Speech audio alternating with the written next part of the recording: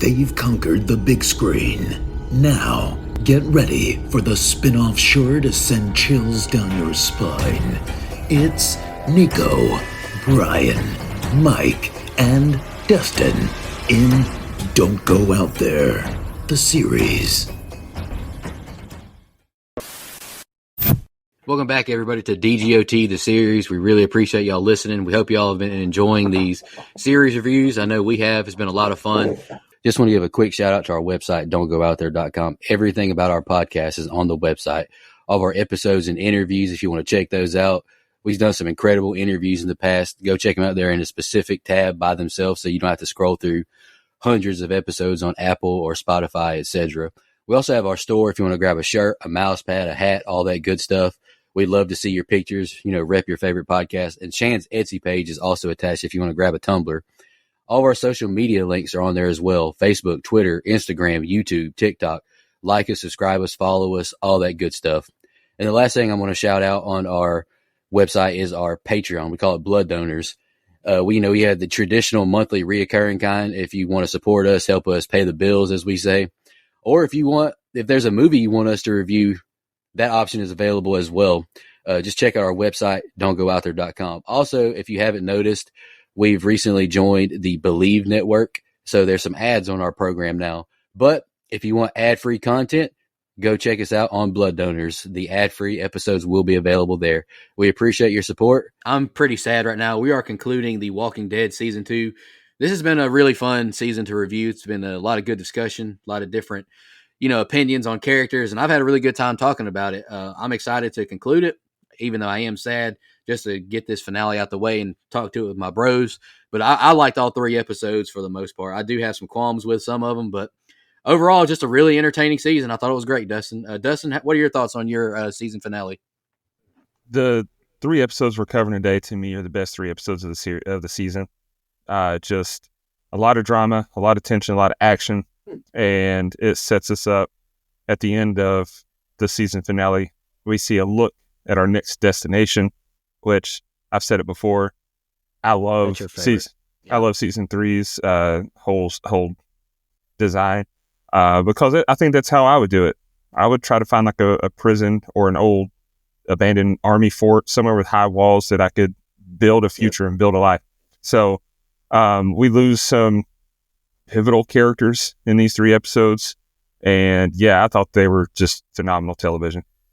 I'll go ahead and go. Look, I've made my feelings pretty well known about Dale, so I love me some episode 11. I'm kidding. Actually, truthfully, it's probably my least favorite episode of the season is episode 11.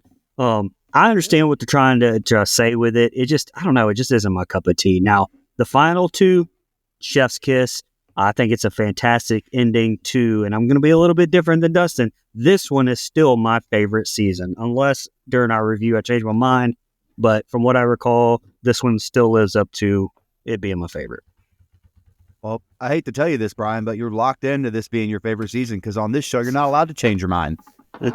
Supposedly. I think we threw that out the window a long time ago. Is that 400 episodes Oh, is ago that there, so? Mike. Oh, we're not. Oh, okay. Well, good to know that now that you want to change your mind, the rules are out the window. Good stuff, buddy. Go. What's the old saying? Brian's rules only apply to him. That is not the old saying. Rules. The old one is Dustin's rules, which is garbage. I don't follow that crap. I'm a rule breaker, buddy. Anyway, I really like all 3 episodes here, and honestly, they kind of feel like their own little arc, in and of itself. Like it kind of 11 leads to 12, and 12 leads to 13. I think they do a real good job kind of connecting that through line. These 3 have a little bit of something for everybody. Really good character stuff. It's got tragedy. It's got drama. It's got a couple different twists. And it has a lot of carnage candy, which I've been missing. Like I've been wanting some of the Walker eats people a lot. Like I've been wanting more of it. We got some of it, last week when we talked about it, but we really kind of hit on it here, especially in the final episode. So I feel like there's really good something for everybody. Some of the character choices, especially in the last episode, which I don't know, maybe I'm the only one I have some qualms with, and they're very nitpicky, maybe, but I feel like there's some stuff in the last episode that I'm like, I'm not so sure about this. I'm not so sure these people would do these things. Maybe I'm wrong. Maybe as we get further into the series, because I haven't watched season 3 in a very long time, and it's actually where I stopped watching. So like curious to know how the rest of the series plays out. But other than that, I think they're really great. They're written really great. Love the way they're shot. And I really, probably my favorite character throughout the 3 is Daryl. This feels like something to me that really hooked me into the character of Daryl in these last 3 episodes. And I think that's kind of the point, because apparently he goes on to become a really big freaking deal. He gets his own spinoff. So I'm excited. I'm excited to talk about it, in case you can't tell. Let's get after it. Will you let me redo that whole thing where I talk like this? Is that no? Cool? Damn it. No, Brian said that's not how business is done, Mike. It's true. I tell you what, I won't do that. Dustin, you got I scene love by making scene. Go Brian ahead. mad on a Sunday. It makes me happy. Go ahead, Dustin. You got scene by scene. Oh, I do, don't I? Oh, my God. All right. All right, episode 11, Judge, Jury, Executioner. We open with Randall getting roughed up by Daryl. Randall maintains that he barely knew the group he was with, but Daryl's not buying it. Randall says there was around 30 guys in the group and finally admits that they were heavily armed. He says they just took him in and that he wasn't really with them. He tells Daryl that the group raped some young girls, but he didn't touch the girls. He's not like that. Daryl lays into him some more, and we get our opening credits. On the other side, we see the group around the campfire, and Daryl returns to share the info that he got. Rick says Randall is a threat, and they have to eliminate him, which Daryl protests. Dale asks for one day to talk to everyone to make sure that it's the best choice, and Rick reluctantly agrees.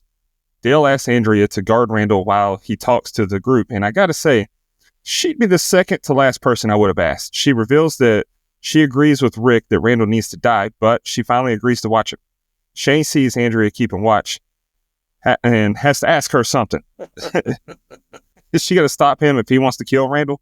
She lets him tell her the group is going to pussy out and then asks her something else. Who's behind the problems around here?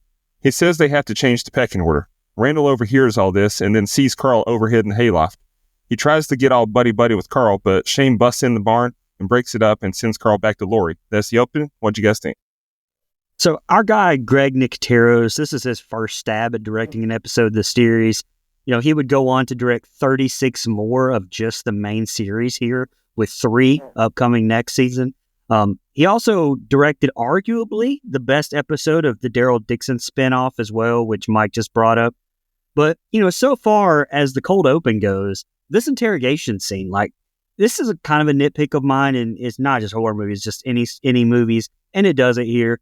But, the interviewee has clearly had their ass just totally kicked. But then as soon as we pick up with the camera, they've decided to talk miraculously. But the kicker is the fact that he doesn't even have any information.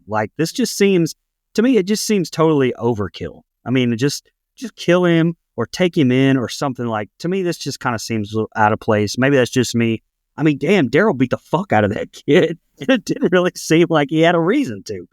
But, Dale, goddamn Dale, man. Man is trying to hold on to a society that just isn't there anymore. But I got to agree with Shane and Rick on this one. He's a threat. Although in my opinion, this whole thing went on way too damn long. I mean, maybe I'm cold-blooded, but it's an eat-or-be-eaten world. And if you don't like it, I mean, it's the same thing we said about Shane and Andrea. Just fucking leave. Dale, just leave. And speaking of that, damn, Shane, wanting to lead a revolt against the group. Jesus Christ, man, just leave. Not much on the set of scenes, though. I agree with you, Brian. My first thought is they spent a long time almost torturing Randall here. And my first thought was actually, they showed this on TV. I know that at the time AMC was kind of getting a little more edgy and they wouldn't show it after 10 p.m. if I'm not mistaken. So the rules are a little bit different, but I'm like, man, I felt like it went on a little long there.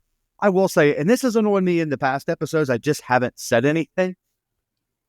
Is she heating up coffee over an open fire? Don't they quasi live and use this house of Herschel's for other stuff? I feel like you could just go inside and do a cup of coffee. I don't know. Maybe it's just me. Something that annoys me that they're still using this fire to do stuff with, they're camping all the time. Anyway, I get sleeping in the tents. I totally get that. There's not enough room. But anyway, Dale. So this is very Dale, right? This moral high ground that I've talked about for the last few weeks, except this time, I don't think he's 100% wrong, right?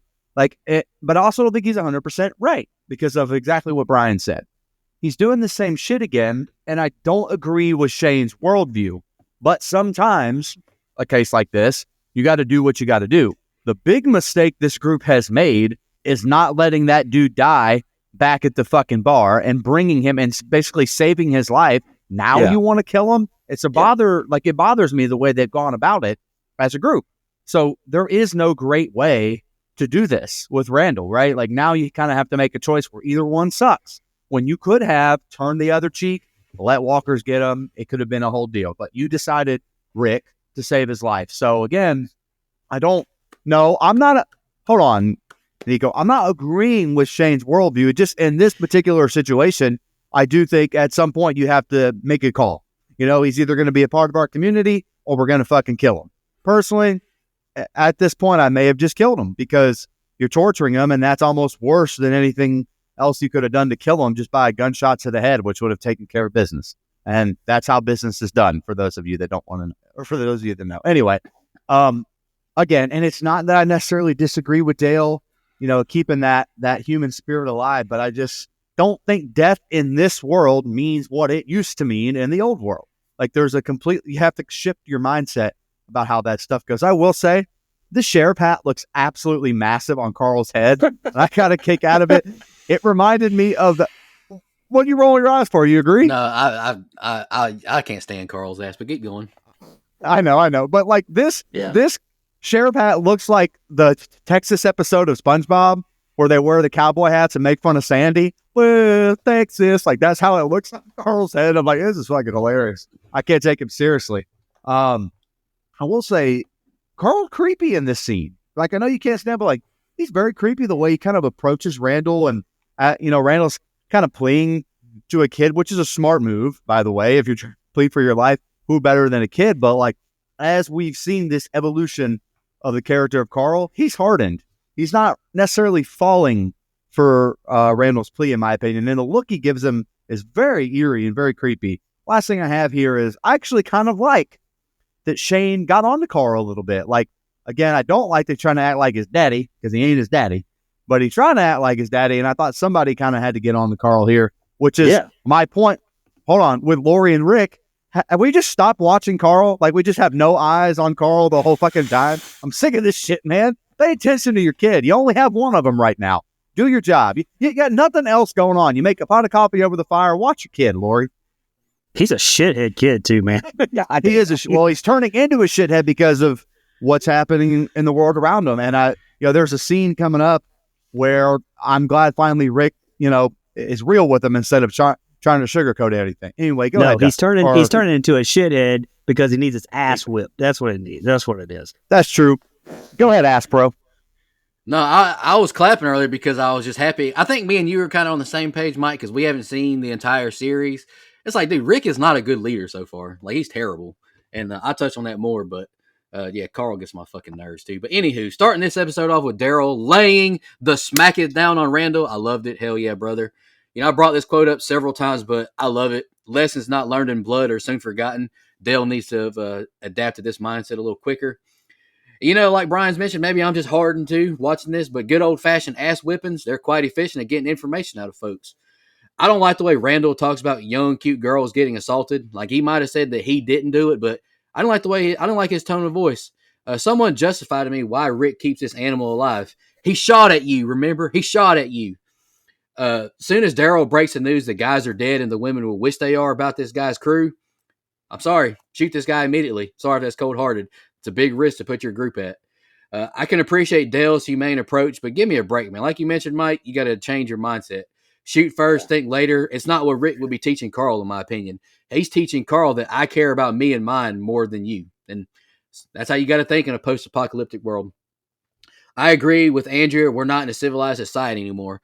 Send Dale's happy ass into town with those guys from the bar and see how he feels. He's been staying at the damn RV just looking at the damn field all day. Like, what is this guy doing? Another hot take. This is the episode where Carl is starting getting on my damn nerves. Seeing that sheriff hat just boils my blood every time I see it.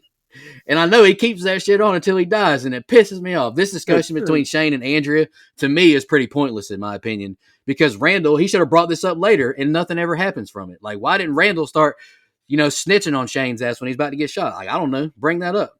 Yeah. Wish Randall would have kicked Carl in the teeth there, to be honest. The Grimes are horrible parents. How does Carl sneak off so unsupervised so many fucking times?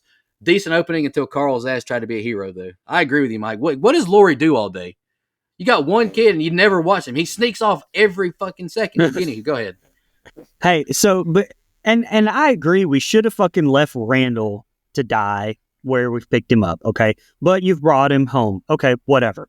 But when you found out that he knows the way to the house, he should have been killed then. But what does the dude deserve to be tortured for? Like, he didn't do anything. It's not like they caught him sneaking in the camp and they need some information. Like, they just fucking torturing him for no reason, right? Am I missing something? They're like trying to get info out of him about his group, but it's like, just shoot him. No, the group won't find you. So that's my point. Like, why are we keeping him alive in this manner? If we're going to keep him alive, put his ass to work. Like, help him, make him help do shit. Don't torture him. That's stupid and pointless. Man, you guys are vicious. All right. Next set of scenes opens and Dale finds Daryl gathering his arrows, and Daryl makes it clear he doesn't care what happens to Randall. Daryl says he doesn't care about the group, but Dale's not buying it, and that Daryl's a good person. And Daryl says the group is broken. Lori goes to the barn where Rick is looking for a good hanging place, and she wants him to talk to Herschel about moving into the house. She supports whatever Rick thinks is best with regards to Randall, and Rick says Shane won't be a problem anymore. Next, we see Carol tells Carl that Sophia's in a better place, and Carl scoffs at the idea of heaven and calls her an idiot. Poor Carol. She's just trying to be there for people, and they just keep saying mean things about her dead daughter. Rick says he'll handle it, and Carol tells Lori she's tired of being patronized.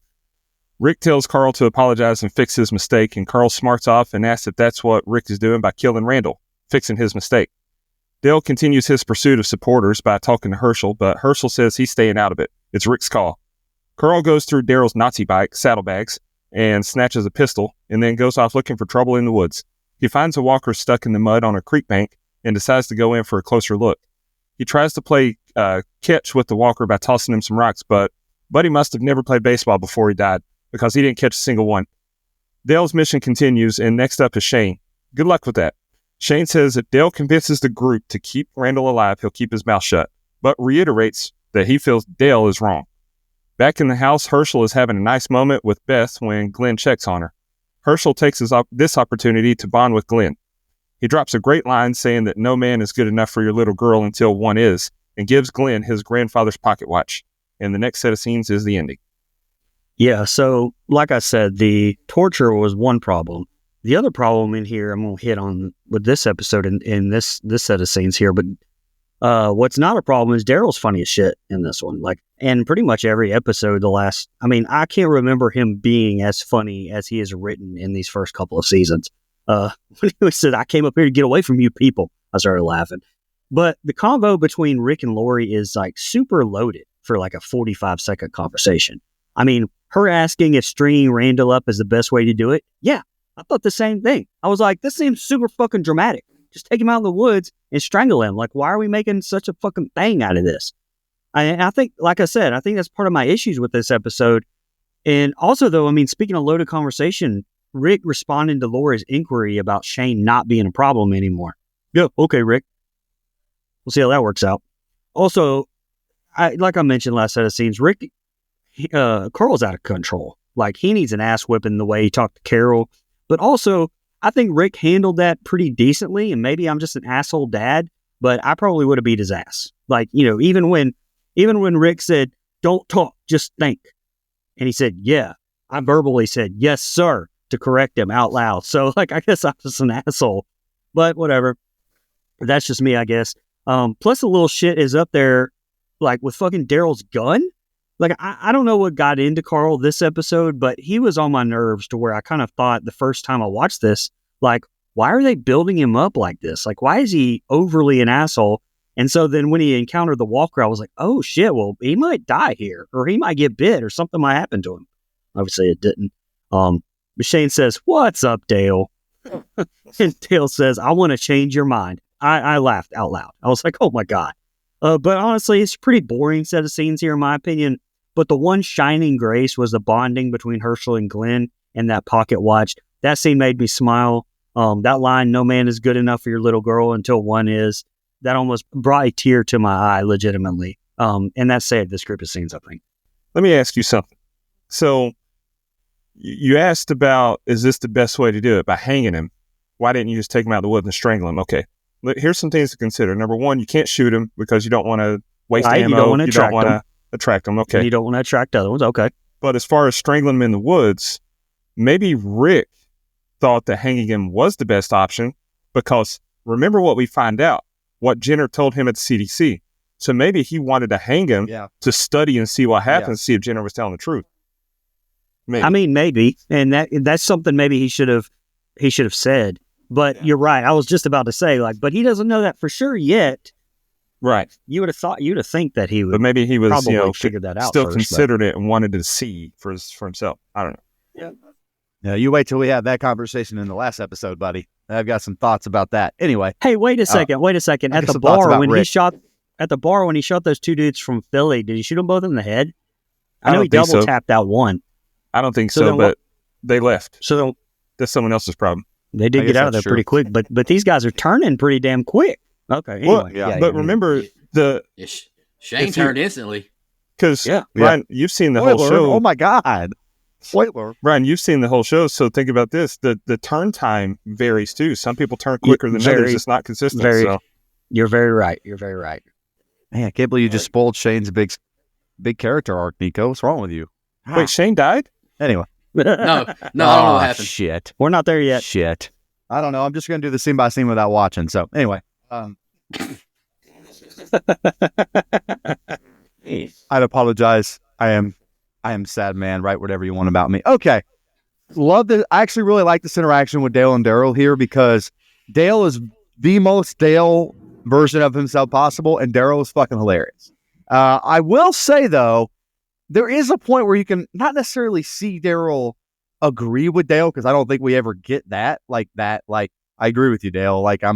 But he does have that little moment of I guess I don't have to be a total fucking asshole, at the very least, have a little bit of humanity back in him. So I thought it was a nice interaction.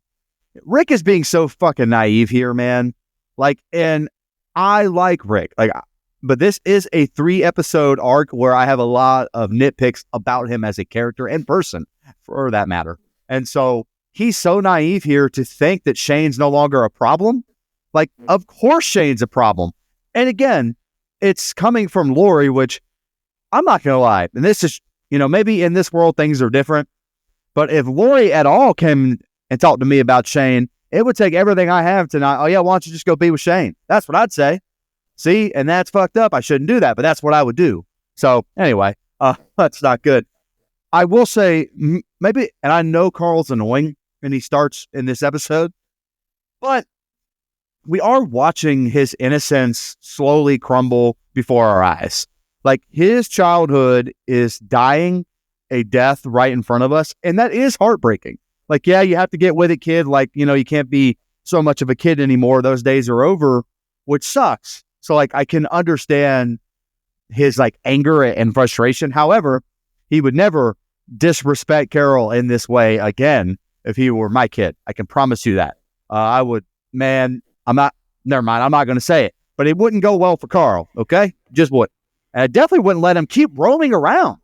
All Rick does is talk to him and then they still let him walk around and do whatever he wants. You can still punish your kids in this society. It doesn't have to be one thing or the other. Good Lord. Anyway. I will say Dale was on a mission and he's being told no more times than Oregon State and Washington State were. And, and that makes me sad, man, because Dale's really trying and it just ain't work. Nobody wants Dale to come to their conference the same way they didn't want the Beavers and the Cougs, man. Makes me sad. I know Dustin agrees. Beavs, Cougs, let's put them in a Power 5 league, man. This is ridiculous. Anyway. Hey, they're getting more teams in the conference next year. That Pac-12 doesn't count. Sorry. Well, Florida State will be there in 3 years. Yeah, probably so. Again, I love that Carl, and I like where this ends up going. Carl antagonizes essentially this Walker, annoyingly so, and then thinks the way to get it away from him is throwing these little rocks at it. What the fuck is wrong with this kid, man? And again, I know Nico already said it, but to never take this hat off, come on, dog. Like, it's crazy, man.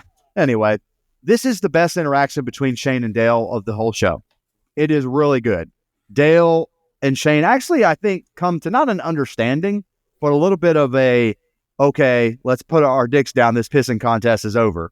Like, at least Shane kind of understands where he's coming from. He doesn't agree, but says he'll do what the group does, which is kind of a pile of shit. I don't believe Shane when he says that, but at least in Dale's last interaction with Shane, this is what you get. It was a battle of wits, and I liked it. Last thing I have here, in this world full of dog shit, this talk with Herschel and Glenn is really, really nice.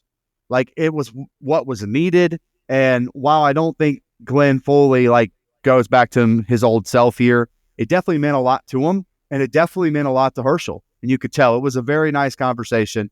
And it was what was needed, because I am tired of seeing Glenn mistreat Maggie. One more time, Glenn. You got one more time before I'm coming in to kick your ass. Don't you dare disrespect Maggie like that. Anyway, go ahead. Yeah, I'm with you guys. But I laughed at Daryl calling Dale a desperate son of a bitch. Like, that just cracked me up. The group is broken for one reason, though. To quote Julius from Remember the Titans, attitude reflect leadership, Captain. I'm just going to leave it at that. It blows my mind Rick was able to kill Sophia the Walker after all they went through, but can't put down Randall, who shot at you, Rick. He shot at you. Carl, he's a little fucking bitch to Carol. I can't stand this kid. How dare you speak to a grieving mother like that? Calling her an idiot? Boy, he made my blood boil. Like, don't be like that, man. And fuck Lori, too. She never keeps her eye on her kid, but has the nerve to tell a grieving mother to calm down after her ain't shit kid says she's an idiot. Don't like the Grimes family. Rick is all right, but the other two, can go to hell. Carl has quite the comeback for Rick, calling him out on the mistake for Randall. Like you mentioned, Brian, he needs his ass whipped. Like, what is wrong with this kid? Hormones. And yeah, I guess he's going through puberty, but still, fuck this kid. I'm with Herschel. My girl's safety is all I care about right now. Randall is not my concern. Rick's the only one who wanted to bring his ass back. He can make that decision as far as I'm concerned. And oh, look, Carl sneaks off alone again, steals Daryl's gun, and now finds a stuck walker. I'm sure the little dipshit will tell the group, though, right? We'll find out. We've said this a lot already, but the effects on the walkers, I think, is incredible. This walker Carl stumbles upon looks amazing. And props to all these actors, too, for making the noises, the nuances of them. I think they do a phenomenal job. They deserve their props. I can't lie, though. It would be fun to throw rocks at a stuck walker. Just because, I mean, every day your life sucks. I mean, at least you can fuck with one of them for a little while, right? As a man, I appreciated the exchange between Dale and Shane, two guys who aren't fond of one another, but they at least spoke civilly and had a nice discussion between the two of them. Are they fond of each other's lobster? I don't know about that yet. I don't think Shane's into that, to be honest with you. Glenn, an old Southern man, giving you a family heirloom like a pocket watch, that's beyond sacred and sentimental. Having a father's blessing is something we take serious down south. And last thing, fuck you, Dustin, for the scene breakdown. You know what you said, you bastard. Goddamn fox. What did it? Oh, yeah. I forgot about that. So, yeah, peek behind the curtain, when I did the scene breakdown to let everybody know the starting and stop points, I put Dale talking with Daryl through Herschel giving Nico his pocket watch. I didn't even notice that. All right, here's the ending. Lori finds Rick on the porch, and it's almost time to decide Randall's fate. Rick tells Lori killing Randall is the right call. We see Carl back at the creek bank, and he moves in close with the pistol drawn on the walker before the walker's foot gets loose from the mud and gives Carl a good scare. Back at the house, the group gathers in the living room to vote. Dale is surprised to learn that Glenn isn't on his side, and he's pretty much alone. They hash it out, and Dale doesn't give up, and Carol removes herself from the messed up jury duty. Dale made some good points, and Andrea, much to my surprise, sides with him, but no one else does, and Dale accepts defeat. He tells Daryl that the group is broken, and heads out. Daryl, Rick, and Shane lead Randall to the barn, and Randall pleads for his life, but before Rick can pull the trigger, Carl enters the barn and tells Rick to do it. This screws Rick's mind up, and he tells Daryl to take Randall away. Shane storms off, and Rick goes back to the group's camp with Carl. He tells them that they're keeping Randall in custody for now. Rick tells Lori Carl wanted to watch, and he couldn't do it. Dale walks through the field past a pile of burnt bodies and finds a calf down in the field. It's been gnawed on, and down goes Dale.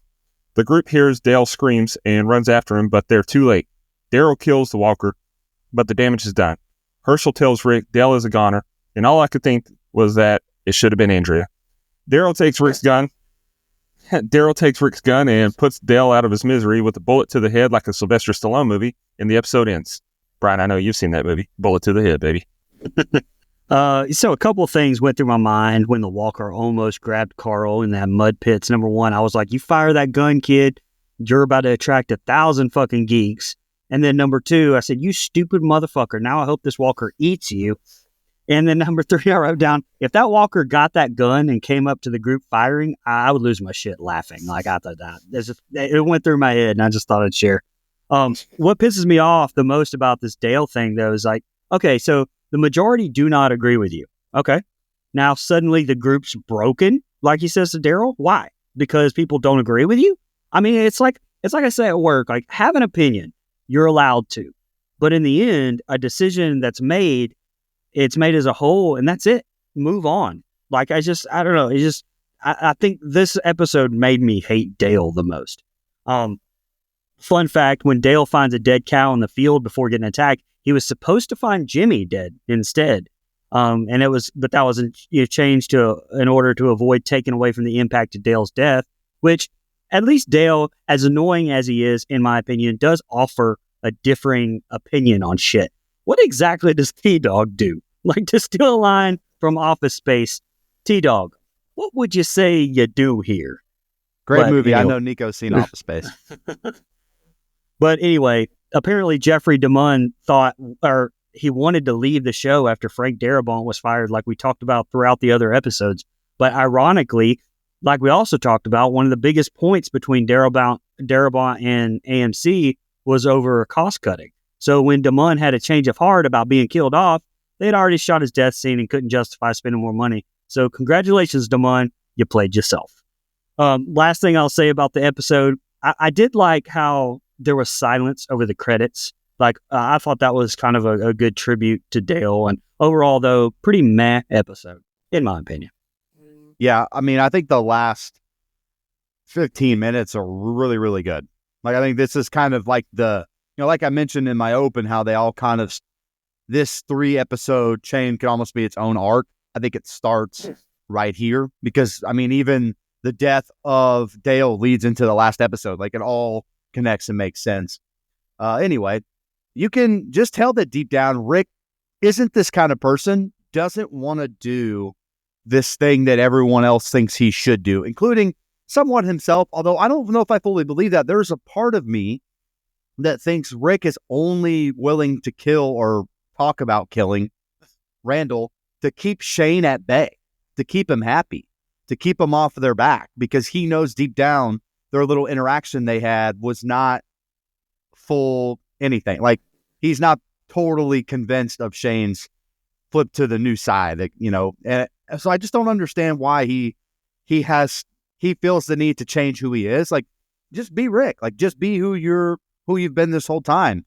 Stand by your guns, Anyway, Carl is an idiot. Jesus Christ, man. I know he's a kid, but he's already been through enough now. It's time to grow up a little bit. You're in this new world.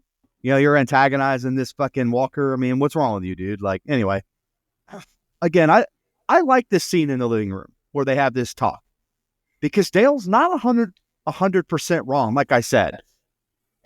But, and maybe Randall can prove himself helpful, but we have enough situational evidence where killing him would also be just fine, right? Like, I don't think torturing Randall works, and I would have suggested leaving him behind instead of bringing him in the first place. But you've done that now, and so I think the most humane thing to do would be killing him. Now, obviously, shooting would be more humane, but like Dustin mentioned, you don't want to attract more walkers, so you can't do that too often, because we see what the consequences of that end up being. And again, Rick went out of his way to save him. It's a conundrum that I wouldn't want to be in, but I need someone to step up, have some balls, make a decision. And like you said, Brian, move on. Like, we're going to leave him alive. We're going to let him live as part of our community, or we're going to kill him. Quit this tying him into the barn stuff. It doesn't work. It's bad. And again, I have a small nitpick here. You mentioned Andrea surprisingly agreeing with Dale. That moment should have been bigger to me, right? Because they've been kind of at each other back and forth where she kind of wants him to get off her back. And, at the end of the day, he's quote unquote saved her life, even if she didn't want him to. So like this dynamic between them the whole season so far has been back and forth, tit for tat, where like she doesn't really like him, but she also kind of is starting to appreciate him a little bit. And I think this moment where Andrea being the only one that sides with Dale should have felt bigger. That should have felt like a bigger moment. And again, the group obviously doesn't agree with Dale. It doesn't make the group broken. It doesn't make it wrong. It makes it a decision. And that decision be made. Like I've said, you could leave, Dale, if you wanted. You could leave anytime. The same way with Shane about 4 episodes ago. He could have just left. It would have been fine. I will say, man, I feel bad for these animals, though. This poor calf. That sucks. Anyway, as annoying as Dale has been, I did not want to see him die. I still feel like he's been an integral character to the story, but especially didn't want to see him die via Walker. Like, I felt like, I don't know, Shane killing him would have made a lot more sense to me. That would have been something. But at least this show has stakes. They'll kill people off. Stranger Things could never. They'll never. Anyway, hey, man, I love that show, but they don't kill anybody of consequence ever for any reason. Side note, and I know we address it in the top of the next episode, you can thank Carl for the Walker being there, by the way. You fucking idiot. I will say, hard watching Daryl do what had to be done, which is shoot Dale in the head. That was tough. Could tell he didn't want to, and I felt like he did exactly what one of us would have done. Sorry, brother. And then shoot a guy in the head. I like the way that's how the episode ended. I thought it was a good second half of the episode once we kind of got to where that living room scene is and on. I thought was really good stuff. Before you go, Nico, Mike, you said, what we find out in the next episode, that's the same Walker that Carl saw in the mud. I wish they'd have done something to make that more obvious, like have that Walker be wearing a very, very distinguishable piece of clothing. That way, when we see it, we're like, oh, but then they don't even address it till the next episode. Like, so we're sitting there, wait, was it not for a whole week as I'm watching it in real time? Like, that would be awesome. But even though we do find out, and I like that, that's fine. It doesn't make sense to me. Like, how did it follow him? And if so, why did it take so long? Like, it's not like he catches a scent of him and he's tracking him down now. So to me, it doesn't make a whole lot of sense. So that's what they're saying, because that never happens anywhere else. Maybe they made too much racket. They never shoot off Carl never shoots the gun, correct? No. Right. So that's not why. And he doesn't release him from the mud. I mean, like, it's not really his fault that he's there. He would have ended up there anyway, I would think, unless he, like you said, tracked him down. Maybe he was just wandering and he stumbled. Maybe, I'm guessing he's the one that killed that cow. So because cows are living, they can smell the cows. So maybe the Walker was just wandering and found the cow, and then Dale just got into the danger zone. Right, exactly. So then it's not necessarily Carl's fault. No, it's Carl's fault. It's this guy. Why he hates Rick and Carl? He hates them, man. I don't even understand. We are supposed to be made to believe that it is Carl's fault that it followed him and waited. So, like, I don't know if that makes sense because these walkers haven't been the smartest creatures of all time, but for the sense of the story and the fact that I think we're supposed to be annoyed by Carl, at least I think so, I am, and so I'm blaming him as well. Well, I mean, don't get me wrong, I like this season, but the writing has been very convenient when it comes to walkers, when they want to be quiet, when they want to be loud, when they just Randy Orton everybody out of fucking nowhere. So, I mean, anywho, the tension between Rick and Lori is quite thick. It's tough knowing your wife doesn't really support you and knowing your best friend put her head in the dirt. Man, that's painful. The moment was way too big, and Carl pisses down his leg, couldn't shoot the walker, drops the gun, and doesn't tell anyone what happened. Again, I got to ask, how does this kid keep getting away and his parents have no clue where he's at? Like, oh my Lord, what do you do here? Like, honestly, like, she has the nerve to call out Andrea for not washing clothes, but you can't even watch your kid. But anywho, I shouldn't have, but I chuckled seeing Glenn reveal he's not on Dale's side like he thought.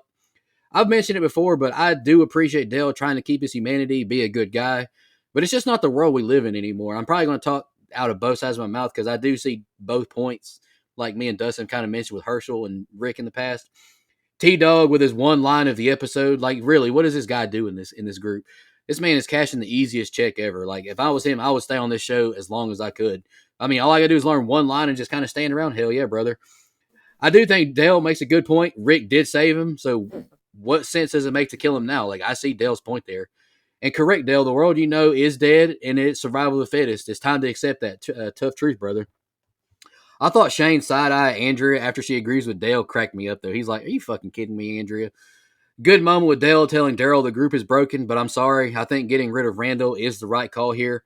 The risk is just too great setting him free. It's tough if I've been talking about it. It would be very difficult to shoot this young man who is crying and pleading for his life. Like, it wouldn't be easy, obviously, but you got to make tough decisions, right? And look, Lori can't watch her damn kid again. How did Carl get here? Why is he at the barn? It's not like they didn't know what they were doing to this kid in there. Rick just casually walks Carl back to camp. How did he get away from Lori? Pathetic parenting. Maggie Hart would never. She would watch her kids. This ending is sad, and it's all Carl's fault. Tell the group you saw Walker and it got free. I will agree with my co-host gripes from earlier episodes. And it's like, why is this Walker so quiet and unheard of, though? It's like they're constantly everywhere they go. Like, why is this one quiet? I don't know.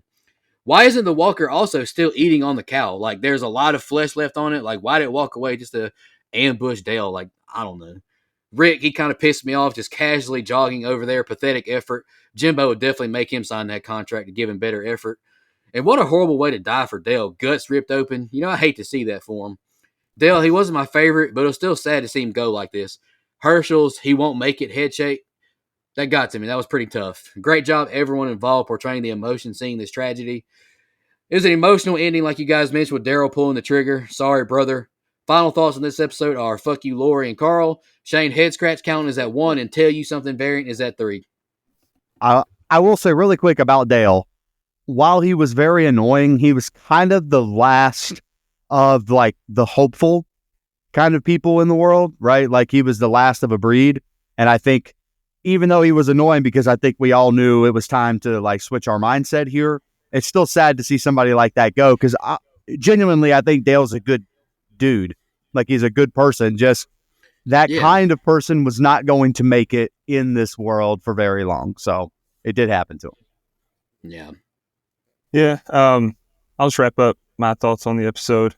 I thought this episode had great tension, great drama, great acting, particularly from Jeffrey DeMunn, and Dale got, so that was emotional.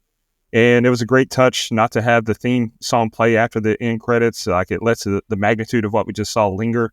As far as the group being broken, I mean, I get what you're saying, but to him it is broken. Like this group as a whole is believing that life isn't valuable anymore. It's just easy to kill a man. I don't know. I liked the episode a lot. I gave it a 9 3/4. I liked the episode a lot too. Like it was a lot of internal drama. I liked it. I like the episode as well. Definitely. Yeah. I don't. You guys have any fun facts? I got a couple. All right. So the cow, Greg Nicotero wanted the cow to look eviscerated. So he bought real entrails from a butcher shop. And the outside temperature was so high that the entrails steamed on their own at first. And like you mentioned, Brian, this was Greg Nicotero's first attempt at directing an episode for the series. So to prepare, he watched the classic 1957 movie, 12 Angry Men. Great movie. Given that episode is all about a heavy-duty discussions as to whether or not to end a man's life. All right, who's doing the next episode? Budget Mike. Oh, yeah. It's me. It's Ethernet budget. Mike. Let's get it right. Get it right. The budget comes at the end, buddy. The final episode of the season. Last time, for Stranger Things, I did it a whole last episode early, and I have no reason why I did that. I just did it, so that was stupid. At least I didn't forget, though. That's good stuff. Okay, bear with me because this episode is weighty, and I did the best I could. I got to be honest. I don't think my scene by scene is going to rightly convey some of the emotion and the final group of scenes, but we're going to do it anyway. Let's go, buddy. Okay, episode 12 is Better Angels. We see the group driving the truck where the eulogy from Rick at Dale's funerals is being played. Rick compliments Dale's ability to be honest and still have his humanity. Rick says the group isn't broken like Dale said, and from now on, they're going to do it his way while the opposite actually plays out on screen and the group is viciously killing the walkers. Rick has hesitations of everyone moving in the house, but Herschel says that they should have done it a long time ago. Shane disagrees with this plan that Rick has, but Rick tells him to swallow it and move on. Herschel tells Rick he doesn't have patience for Shane, but Rick swears that Shane is turning over a new leaf, but also tries to send Andrea to babysit Shane. Carl wants to tell Shane a secret. At first, Shane sends him away, but then he wants him to come back and talk to him. Carl admits that it's actually his fault that Dale died, that he was going to shoot that walker in the head, but he just couldn't do it. Shane tries to convince Carl that it's not his fault and tries to give him the gun that was Daryl's back to Carl. Carl tells him to keep it and walks off. We see Randall, for some reason, in a random scene, basically being tortured in the barn. Don't know why that was there. We then see everyone start to move into the house. Maggie tries to get Glenn to stay in her room, but he stupidly declines. I would have jumped on that opportunity in a heartbeat. Anyway, Lori tries to take the couch, but Herschel won't let her. He insists that they take his room. He has no reason to be in a room with a bed by himself.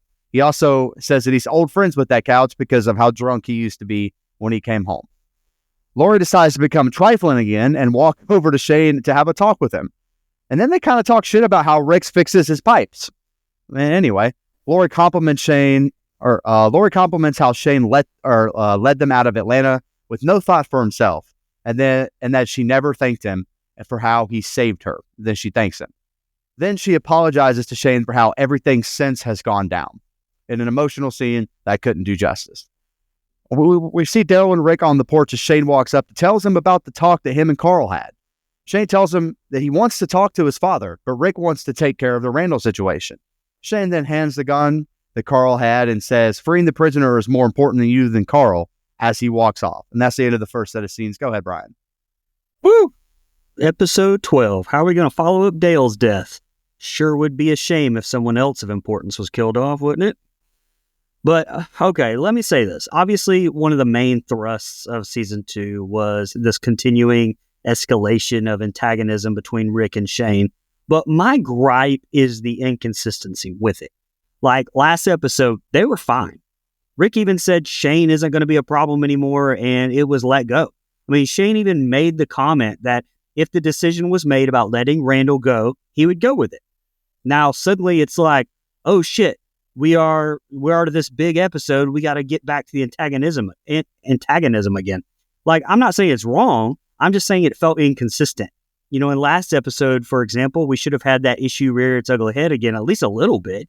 Weird comparison, but it reminds me of Saved by the Bell, where it was like shot out of order. And then one episode you'd have two of the group fighting and the next it would start all over again and be back. But that was excused because of release dates and not one consistent story like we have here. So I don't know, just a gripe of mine. Maybe I'm the only one that thinks that. The opening scene, and we already have 3 different lines spoken by T-Dog. And I joked about it last episode, but in a fun turn of events, Entertainment Weekly sarcastically reported that this episode set a new record for T-Dog, who had a total of 6 lines of dialogue. That's fucking hilarious, because the first watch, I didn't even really notice this. But this time, I definitely did. But speaking of things, first time I watched it, I got so pissed here at Lori going to Shane. Like, I specifically remember going like, of fucking course, Lori leading Shane on again. Like, Yep. Again, like we have mentioned a million times, she is truly the villain of this season. Good review talk starting this episode, but the old blue truck continues to be a favorite of mine. And the scenery on the farm, I think, is breathtaking. You know, in a perfect world, I would love to live there with that kind of property. Whew. Hell of an opening, Rick giving a sincere eulogy while the others are taking their frustrations out, killing on some walkers. I thought it was a good opening. You know, I'm going to give props to Andrea, to Dustin's dismay. I think she does have some cool kills with the farm tools like the scythe and the pitchfork. At least she has some creativity with it. The tension is thicker than cold grits between Rick and Shane, and this pot of water is about to boil over. Andrea with another good line, well, maybe you should quit leaving. I mean, honestly, if you can't trust Shane alone on the farm, have him leave. Tell him to leave. I can't trust you. Carl with the whole don't tell my parents line again. This kid needs his ass beat, like old-fashioned beat. If I was Rick, I'd have an issue with my son going to another man all the time to talk, to be honest with you, too. Gnarly gore on Randall's hands, all the blood in his cut flesh. I know it's close to winter, but it gets hot still in Georgia, even in the fall. That would be miserable being stuck in that shed. And like you mentioned, Mike, Glenn still fumbling. You better go put your stuff in Maggie's room. What's wrong with you? T-Dog, he gets his one line out of the way early. I did chuckle him saying, if you two can't decide, I'll take the bed. I thought that was funny. Good for him. Lori with the hard eyes on Shane working. I literally can't stand this woman. Leave this man alone, Lori. What the fuck are you even doing talking with him? I can't imagine how you must feel. This bitch. Like, I fucking can't stand her. And what if Rick walks out on the porch and sees this? What's he supposed to think? You trying to win him back over? Like, what are you saying to this man? I honestly wish Shane just crunked the car up and just left right now, to be honest. I laughed at Daryl's line. I don't see us trading haymakers on the side of the road. I thought that was funny. Sue me. And why does Rick want Lori to talk to Carl about this? Like, go be a father, man. Damn. Like, come on, Rick. Be a man. And again, if you don't trust Shane, have him leave. Present the option. Shane, he sucks as a person, but how are people disagreeing with him right now? I don't know. I agree with him. Yeah. Very somber open with Dale's funeral. The score is great, and Rick's tone was perfect. And while he's speaking, seeing the small group of walkers chowing down on some grounded beef, you like that? That was cause for concern. They're getting closer. Great looking effects on not only the kills and gore, but the walkers themselves. I love that Rick put his foot down with Shane here. You don't like it? Tough titty, swallow it. That's basically what he said. I was paraphrasing a little. But him telling Andrea to keep an eye on things was retarded. Her name might as well be Shayna. They're the same ilk, except for she's more remedial. So I don't like that. I respect Glenn's being respectful of Herschel when Maggie tried to get him to shack up. Way to have morals, brother. I got a good laugh when T-Dog said, if you two can't decide, I'll take it. First bit of humor in the episode, and first thing that he said of use in a long time. That was funny. Right after that, all of y'all's Lori hate is justified. Small talking with Shane. What are you doing, Jezebel? Then she basically said, Sophia died and it is what it is. But Dale, that's where I draw the line. This situation is serious. What? Are we serious right now? I don't get Rick's stubbornness with Shane at the end of this set of scenes.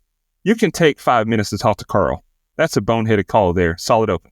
Yeah, I just think now there's too much conflict between him and Shane. Like, I think that's honestly what it is. It's like anything that comes from him, he doesn't want to fucking listen to, which, okay. All right. We get to Andrea trying to start the camper with Glenn working on it. Andrea starts to tear up as they go silent, and Glenn stops working on it and says, I let him down. Andrea tries to tell Glenn that Dale was proud of him and that he knew how much they cared about him. Glenn puts the keys in and the camper starts. We see Rick walk up to Carl at the barn after Lori said that Rick could find him there. He tells Carl what happened with Dale is not his fault. He says that he needs him now and no more of this kid stuff. He wishes that he could have the childhood that he had, but that's just not going to happen. He tells him that people die and there's nothing we can do about it. He hands him the gun and tells him to please take it. They hug as the scene fades to black. We see Shane enter the barn and just stare at Randall menacingly. He stands up and pulls the gun to his head and then starts to fuck with him, but doesn't actually pull the trigger. T-Dog approaches the barn and tells Randy that Boss Man says he's off the hook. When he opens the barn and sees that Randall is gone, he says, oh, hell no, which again, T-Dog's pretty funny in this episode. We then come up on Shane leading Randall in the woods, and he takes off the blindfold and tape from his mouth. Shane wants to know where his group is and wants Randall to take him to his group. He says that he's done with his group. Randall tells him not to be so rough, they're on the same side now. Just then, off screen, we hear a snapping sound as it's implied that Shane just killed Randall. Shane then scuffs himself up via tree to make it look like he was in a struggle. Shane yells for Rick and says, he has my gun, as we see the group take off into the woods. Go ahead, Brian. Next set of scenes is the end. Not a great plan. But honestly, very touching scene at the start of this between Glenn and Andrea bonding over the RV and Dale. It didn't feel forced. I really did actually love that moment way more than I liked Dale ever. So I like him so much better that he's dead now. You can't see me, but I'm actually holding up my hand right now because I have a question. Shane, now Rick, everybody's trying to give away Daryl's gun, like that Carl stole. Are we forgetting that? Like, it is Daryl's gun? Like, I'm just fucking wondering. Anyway, I love the shot selection from director Guy Ferland on this scene where we see Randall and then we see Shane like walk in, but we only see his boots. And then we circle around that table and see the figure pick up the weapon. I thought it was a very standout shot in this episode. Ferland, as we mentioned, directed episode 5 as well. He has 6 episodes to his name through season 4. And I will say that Barenthal does a good slip into madness. It kind of made no sense, honestly, though, to unduct tape Randall and then tell him that bullshit story. where he literally walks 5 more steps and then snaps his neck. I mean, I didn't really understand why he did that. I mean, he could have accomplished what he wanted to without untaping his mouth and having that entire back and forth conversation. I don't know. And all the evidence like that he left, like I said, anyway, I don't know. That's all I had on the set of scenes. I just thought that Shane went about this plan very, very poorly. Yeah, I won't disagree with that. But Glenn and Andrew, they're having some bonding time. I love to see it. Big Glenn fan. It's good to see him getting some airtime where he's not just splitting Maggie shit. What's the deal with thinking they failed someone all the damn time? You're allowed to feel how you feel, Glenn. Like, come on, man. Sweet moment that I appreciated with these two. Good to reminisce on their old comrade Dale. Like, I just thought that was a sweet moment between them. Another authentic moment between father and son. I think Andrew Lincoln portrays he's tired well, and not just physically, but in his soul and in his spirit. Like, he's done. Like, I've criticized Rick, but the man has been through a lot ever since he got out of that hospital. I've seen so many TikToks calling this the Shane crash out scene, and I can't help but die laughing every time. I know I've sent him to Dustin, but man, this scene cracks me up, him smacking himself over and over. T-Dog with another line of dialogue. Good for him, man. I hope he got quadruple the pay because he's up to 4 lines now, for Pete's sake. I laughed at Shane slapping Randall in the head, but woo, you ain't kidding, Shane. You are the last person I'd want to see if I was Randall. I love the camera work as the two walk through the woods, but it does suck he's killed off screen. Like, they could have shown that. I mean, give me a fucking break. And Shane with another crash out, headbutt the tree. Not good, brother. It's probably what caused that CTE to kick in and go revenge on Rick in this next set of scenes. They find the shed still locked up from the outside and believe Shane's story. This group is honestly dumb as hell. Like, these guys are not smart. And big shout out to Carol with a don't go out there shout out. Salute to her. Yeah, touching scenes with Andrea and Glenn and then Rick and Carl. Good emotional stuff here to open this set of scenes. Then after the commercial break, which we could tell was a commercial break because it faded out and then faded back in, Shane's wigging out again. What a psycho. And T-Dog discovered he's gone. Yeah, Shane's turned over a new leaf. He's got to go. But Randall probably did need to die. Like, hearing him say he was going to meet back up with his other group. So it is what it is. The off-screen kill was effective. We didn't need to see it. And the sound of bones snapping was good. But Shane pulled another psycho move, smashing his face in the tree to make it look like he was attacked. This is a wild plan. I'm ready for the end. Okay, bear with me. Like I said, I did my best, but this was quite something. I would highly recommend just going to watch this and then listen to these 3 smart gentlemen talk about this scene because it's fantastic. The group takes off into the woods as Shane tells them that he saw where Randall went. They all agree to split up, and Rick says to remember that Randall is not the only threat out here. After we fade to black, we see T-Dog's face, and then cut to Rick and Shane walking in the woods together. We get a bunch of walking around in the dark with flashlights as Daryl realizes there are 2 sets of tracks here and blood on the tree. He sniffs out that something odd went down. Him and Glenn see a figure walking behind, or they see a figure walking and hide behind a tree as they encounter a walker before, and then they put a knife to his head. Then we get the camera shot and realize it's the walker version of Randall. We cut back to Rick and Shane walking. Rick says, "Snatch your gun, huh?" Shane says, "Yeah, my favorite piece too. He's gonna wish he killed me when they find his sorry ass." Dale realizes that this walker died of a broken neck and was not bit. Glenn asks, "How's that possible?" We see Rick and Shane walk into a field as Rick can tell that Shane is lying by the barn door being locked and his story starting to not add up. Rick tells him to at least have the balls to call it what it is, murder. He tells him that no one is going to buy this bullshit story. Shane then pulls a gun on Rick and tells him that Lori and Carl will get over him. They've done it before. That's a fucking deep cut. Shane wants him to put up a gun and Rick won't. He refuses. He says, I thought you weren't the good guy anymore, Rick. That's what you said. He then tells Rick he's a better father than him, that Lori is broken and Carl is weak. Rick says he's going to have to kill an unarmed man. Then Rick slowly starts to walk towards Shane, says there's still a way to come back from this, walks up to him, and then stabs him to death. He says, it was you that made me do this, not me. Not me. He lets out a cry and a giant scream. We see flashes in Shane's eyes for some reason of Walker visions, I guess, as Carl walks up with Rick on top of Shane. Carl points his gun at what looks like Rick, but he's actually trying to shoot the Walker behind him. It was Shane as a Walker, so this is really hard to display in words. We see a bunch of walkers in the forest as the episode ends with Rick and Carl standing and hugging over Shane. Go ahead, Brian. Hey, before y'all go, did anyone else laugh at Rick's accent when he was yelling at Shane? Not mine. Yes. Not mine. Yes. That was not you, not me. Yes, I wrote the same. I wrote Harry it down. Potter is how it sounded, not me. Yeah, not me. Yes, absolutely hilarious. A couple of fun facts here to start this off here. The original intention with the episode was that Randall would kill Herschel in his escape from the farm. Eventually, the writers decided that the 3 deaths in just 2 episodes was a bit much, and I am so glad that they did not do that because I love Herschel and his arc, and I'm very happy with him continuing on. And another one is the zombie noises that we supposedly hear from Michael Zegan's Randall are based on gremlins. And if you want to hear our review on that Christmas classic, visit don'tgoouthere.com, go to movie reviews, and then search Gremlins. But with that said, nothing that motherfucker did make me think Gremlins sound-wise at all. It did not fucking sound like Gremlins. But if you want to go listen to that episode, go listen to it. What an ending, though. I mean, just another beautiful shot. Oh, it was the best shot, I think, so far of the series to me, with Shane and Rick standing in that opening with the moon in the background. I thought that was so beautiful. Very tense standoff between them. Very fitting conclusion. And Nico, after what you said last week, I started laughing.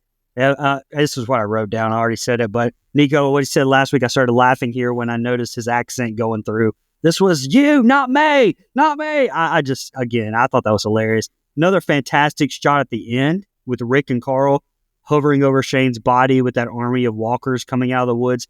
Seems a little crazy, though. I mean, we just went all through these woods, and those damn walkers weren't that close. So come the fuck on. But anyway, it was a great shot anyway. And last thing, can I give my opinion that I don't like Carl coming up on the two of them? I wish it was Daryl that saved Rick. And then I think that would have just solved a lot of writing problems. But that's just me. That's just my opinion. Boy, tell me about it. Carl gets away again. Then his dumb ass starts crying at the end of the fucking next episode because I killed my best friend for Christ's sake. And then he starts crying. It's like, you were there. You saw it. You fucking... Oh, my... All right, anywho, let me calm down before my blood pressure gets up. I'm happy that Daryl is at least hesitant on this and asks questions. Like, this does seem fishy to me. The visuals look great, and the lighting is making quite the tense mood as these fellas trek deeper into the woods. Glenn, how the hell you get snuck up on and taken down? You're a seasoned veteran, but you're acting like a rookie right now. Come on, man. It's set up and revealed here now that Randall wasn't bitten and still became a walker. That's not my favorite reveal, honestly. Like, I'm not a big fan of this. If Rick was smart, he should have just shot Shane right here. This story of his just isn't adding up. I agree with you, Brian's beautiful shots of the two men in the field with the moon. Go ahead and pause me, Dustin, if you want to. Shane really is a true menace. Rick should have shot him down right now. Man, ain't no way you be talking about me and my family like this. I'm not a good father. I'm not a good husband, man. Pow, pow, you're gone. I can't believe Hothead Shane falls for this, though. Like, the moment gets too big, and he pisses down his leg, and I was disappointed in him. He crashed out too soon. Good for Rick, though. Killing Shane or him leaving was really the only two options for this whole group going forward. And I wrote it down too, Brian. I chuckled at Andrew's voice and his accent. This was not me. This was you. It's like, dude, just write this guy as like an exchange sheriff they got here or something. Like, him like trying to do this southern accent like kicks his ass a lot. And again, I have to ask, why in the hell is Carl here? What do you do, Lori? What do you do? Like, you do nothing. Carl points his gun at his dad. Why not say that Shane is turning, like right behind him? I'm thinking like my kid's about to shoot me. Like, oh my God. Terrifying ending that there's a massive stampede of walkers on the way. It's setting us up for a hell of an action-packed finale. We get no variants of Shane, let me tell you something. But we come in with a whopping 8 head scratches or head taps. Like, man crashed out, and I counted every one of those smacks. All right. Rick said earlier when he was talking about when they failed to drop Randall off in town earlier, good plan, poor execution. And that's exactly what Shane's plan was here. He should have known that Daryl's a great tracker. And he should know that Rick wouldn't buy that Randall got the upper hand on him. Like, what an idiot.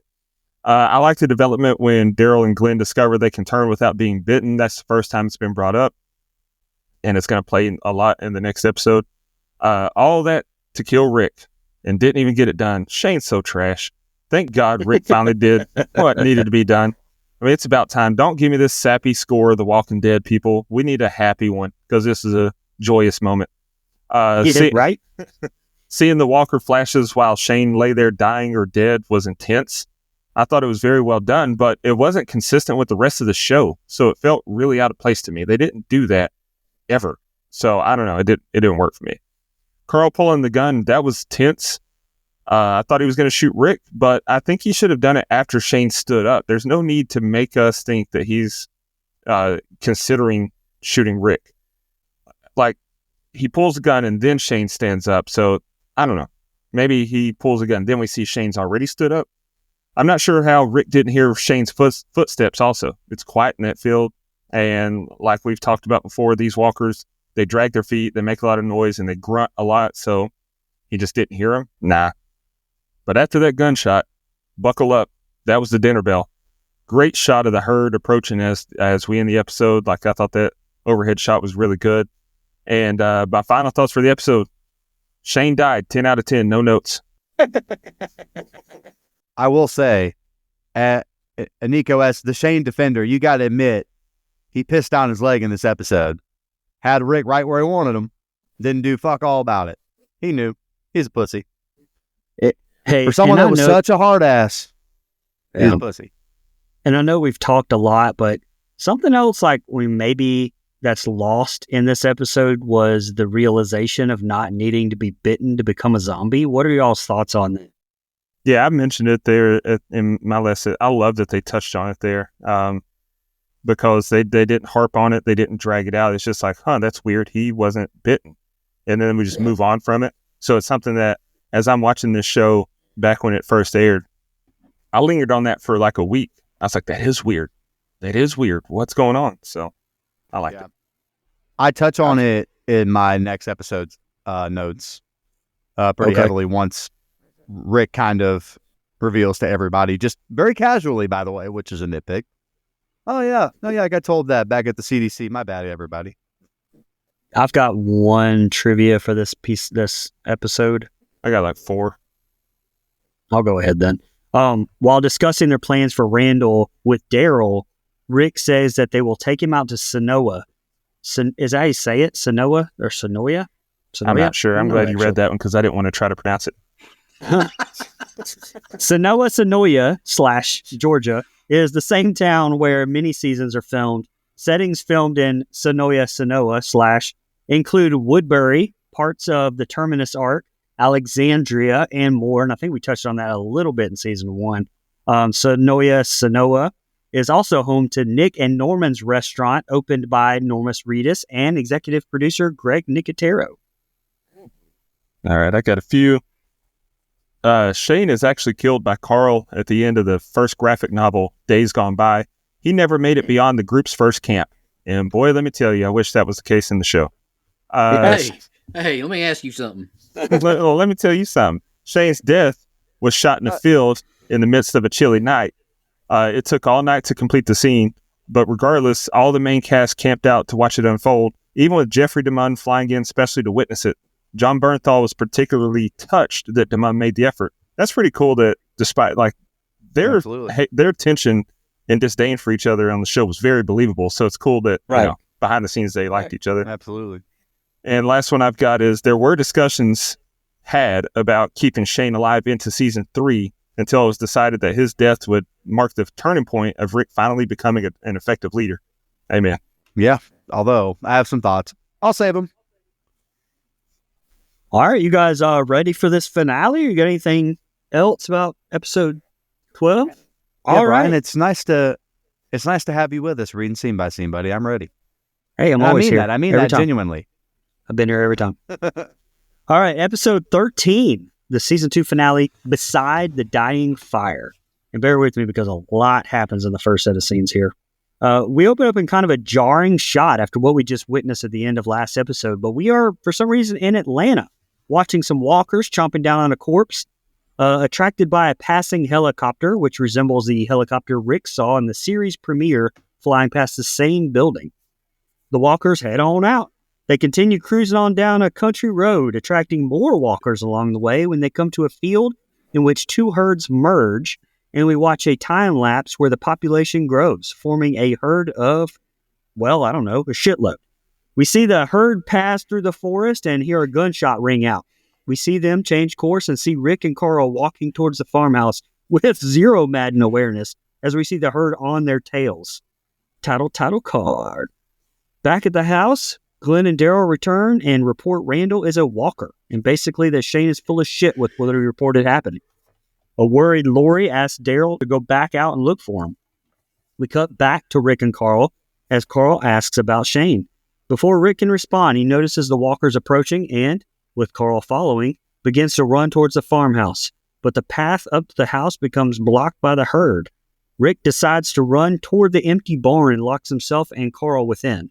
As the dead slam against the doors, Rick douses the ground with gasoline and instructs Carl on what to do next. Meanwhile, the others spot the herd approaching as well.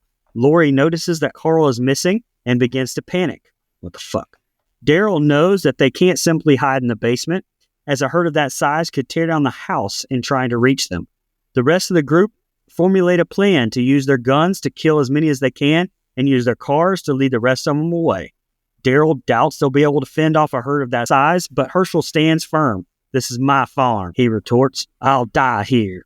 Daryl has another amazing one-liner in response. It's a good day as any.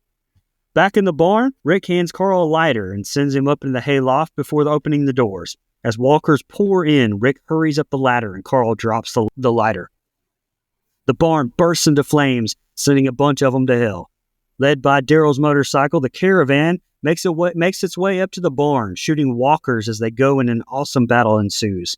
And maybe not so awesome CG shot of burning walkers. Where's Kane Hodder to do that practically when you need him? I don't know.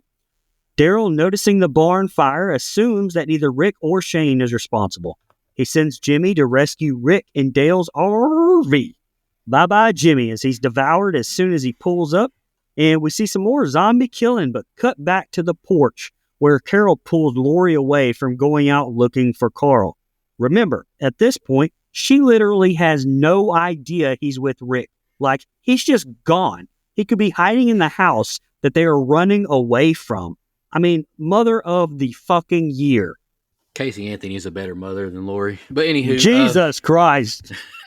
But she's popular right now for whatever reason. All right. Why is there a deer in the all right. Why is there a deer in the middle of Atlanta or whatever this big city is? I'm assuming it's Atlanta too. And why are the walkers stopping eating to follow a fucking helicopter? Am I nitpicking? I think that's a legit concern. The sign says trespass or it's your ass. That's big time Georgia vibes, and I loved it. Like, hell yeah. I would definitely see a sign up there. Not a big fan of this opening, honestly. A helicopter led them right by the farm and one shot and drew them to Rick and Carl. They could have gone another route to me to drawing them to the house, like when Rick and Shane escaped with Randall, something else. Or like when they were shooting the farm show or shooting up the barn. Maybe that. I don't know. How in God's name is Rick and Carl not hearing a literal army of walkers behind them? This is a great season, but how many times are they going to show loud-ass walkers but then casually have them quiet as church mice? Like, I think they were really convenient in the writing with that. This would be terrifying to see being on this farm and all these walkers approaching. It's good thinking by Rick to me to hide he and Carl in that barn and light it on fire. I think it is a bit ironic, though, that he's in the barn now with walkers trying to get in after him, though, right? Scott Wilson as Herschel is easily the best character of this season to me. I love his portrayal as a Southern farmer. It's my farm. I ain't leaving without a fight. I agree with that. Rick lets them walkers get pretty damn close to him while he's on that ladder. I could have gotten ugly, man. You could have just shimmied up that ladder a little bit quicker, in my opinion. If you're watching these folks shoot the walkers on the surface level, it's very entertaining and fun. But give me a break. These people are aren't that good of marksmen where they're getting headshots while driving this fast and on bumpy ground. Like, I ain't buying that. Sorry. Honestly, why didn't the folks in the RV and cars just run the walkers over more, too? It might not kill them, but if they ain't got no legs, it makes the situation a lot more manageable. And does this RV have the world's weakest lock, or did dumbass Jimmy forget to lock the door? My God, they got in so easy, didn't they? I mean, Shane would never let them get through that door that fast. Lori continues to be a bad mother. It's unreal how many times Carl gets away in this season. I thought the opening was action-packed, but I got quite a bit of qualms. Go ahead. Man, I do like that we open up with some carnage candy from the walkers and zombies. Like, I think it's been missing a little bit in this season, and there's been some. I'm not saying there's been none. Talked about it last week. We got a little bit more, but really, this is kind of the tip off that like, oh, this is going to be that kind of episode. It's almost like Walkers unite here from all over. And I thought that was a pretty good way to open up this scene, especially following the death of Shane in the last episode. But are we supposed to be led to believe, is it Carl's gunshot that leads every walker within 80 miles of Atlanta to this farm? That one shot does that? So, okay. So it's not actually Shane's death that causes it. It's Carl causing that shit again. God damn it, kid. You done fucked up another time. Anyway, I'm just kidding. I'm being a little hard on you there, but I'm just saying, gotta learn these things in life, son. I like that Daryl went back to the group and basically tried to tell these guys exactly what happened, and they almost didn't want to hear it, right? Like, they almost weren't really listening to what Daryl was trying to say. That didn't really let him finish. I was like, okay. Carl asking Rick how Shane died, I mean, and Rick being hesitant, I don't know, it's a pretty easy explanation with me, man. Like, look, your buddy or your Uncle Shane really was trying to come after me, and I had to do what I had to do to protect you and Mom. Done. Right. Done. Right. Simple. Easy, over. Explain shit to your kid, man. It's golly. Anyway, I do like the shot that we get after they kind of have their little walk and talk. That's a ton of walkers. I love that shot. It is really cool.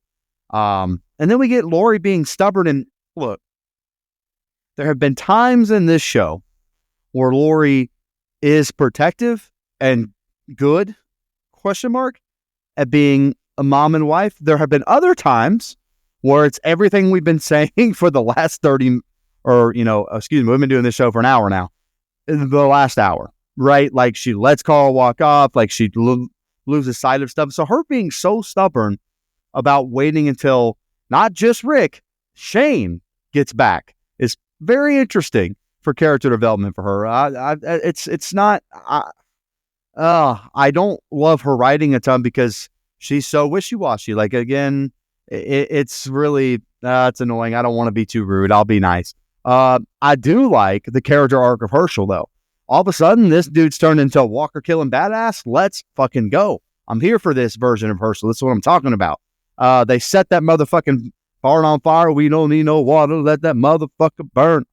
Gotta do what you gotta do. Sorry, Herschel. You can rebuild that barn if things come back to normal. They don't. I think it was cool visuals, though, with the walkers being on fire. I thought it was cool. Daryl picking them off one by one. I know what you're saying, Nico. I know what you're saying about them being marksmen, Nico, but I'm willing to suspend my disbelief in a television show about zombies that aren't real. So if we're chasing characters that aren't real, I'm going to be okay with, especially Daryl. Like, I feel like Daryl could pick them off one by one, don't you? Trained military. Like, I feel like he's fine. He was standing still, though, like, at the fence. That's because he's not scared of shit. He ain't scared of shit. That's right. That's last thing I have is the scene is absolute chaos and actually a nice change of pace from the really deep character stuff we got in the last 2 episodes. Before you go, Dustin, Mike, you mentioned that, are we supposed to believe that the gunshot attracted all of these from Atlanta? But, they didn't hear it from Atlanta. They were already just kind of walking through those woods, which I also feel like is way overkill because that many walkers would have been noticed in the woods that's close to you, too. That's also a whole different story, but they didn't get attracted from Atlanta. Yeah, I agree. So I guess my question is, deer in Atlanta. Okay. Anyway, I don't know. I like, or Nico, you mentioned, why is there a deer in Atlanta? To me, I mean, we saw it in I Am Legend as well. Nature just kind of reclaims once humans move out. So that's how I took that. But for sure, I thought the cut to Atlanta to open the episode was really random and unnecessary.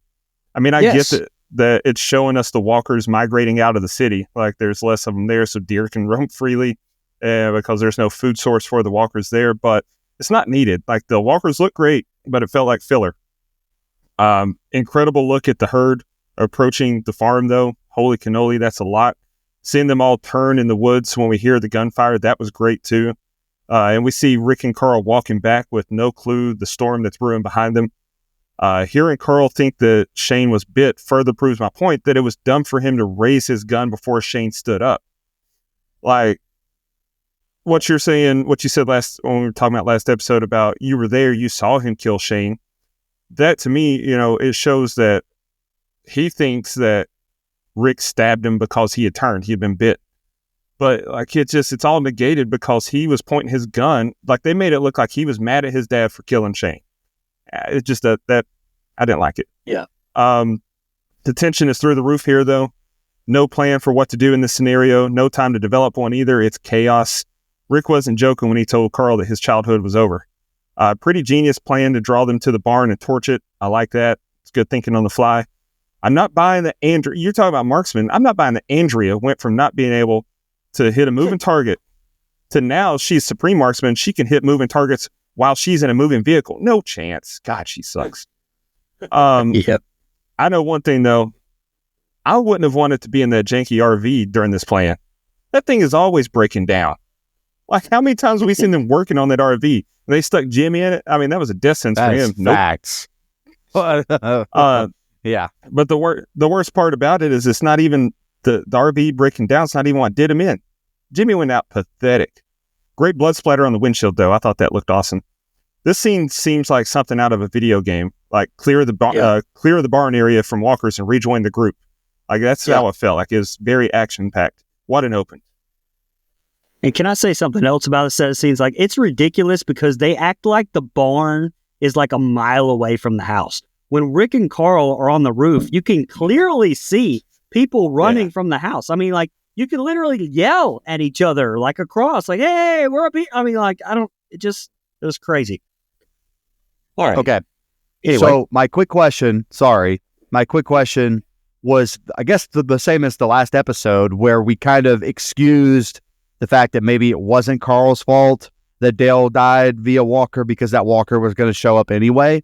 Is that the same thing here, where like those walkers were in the woods and their house and barn and all the people there were doomed regardless, or was it drawn by the gun?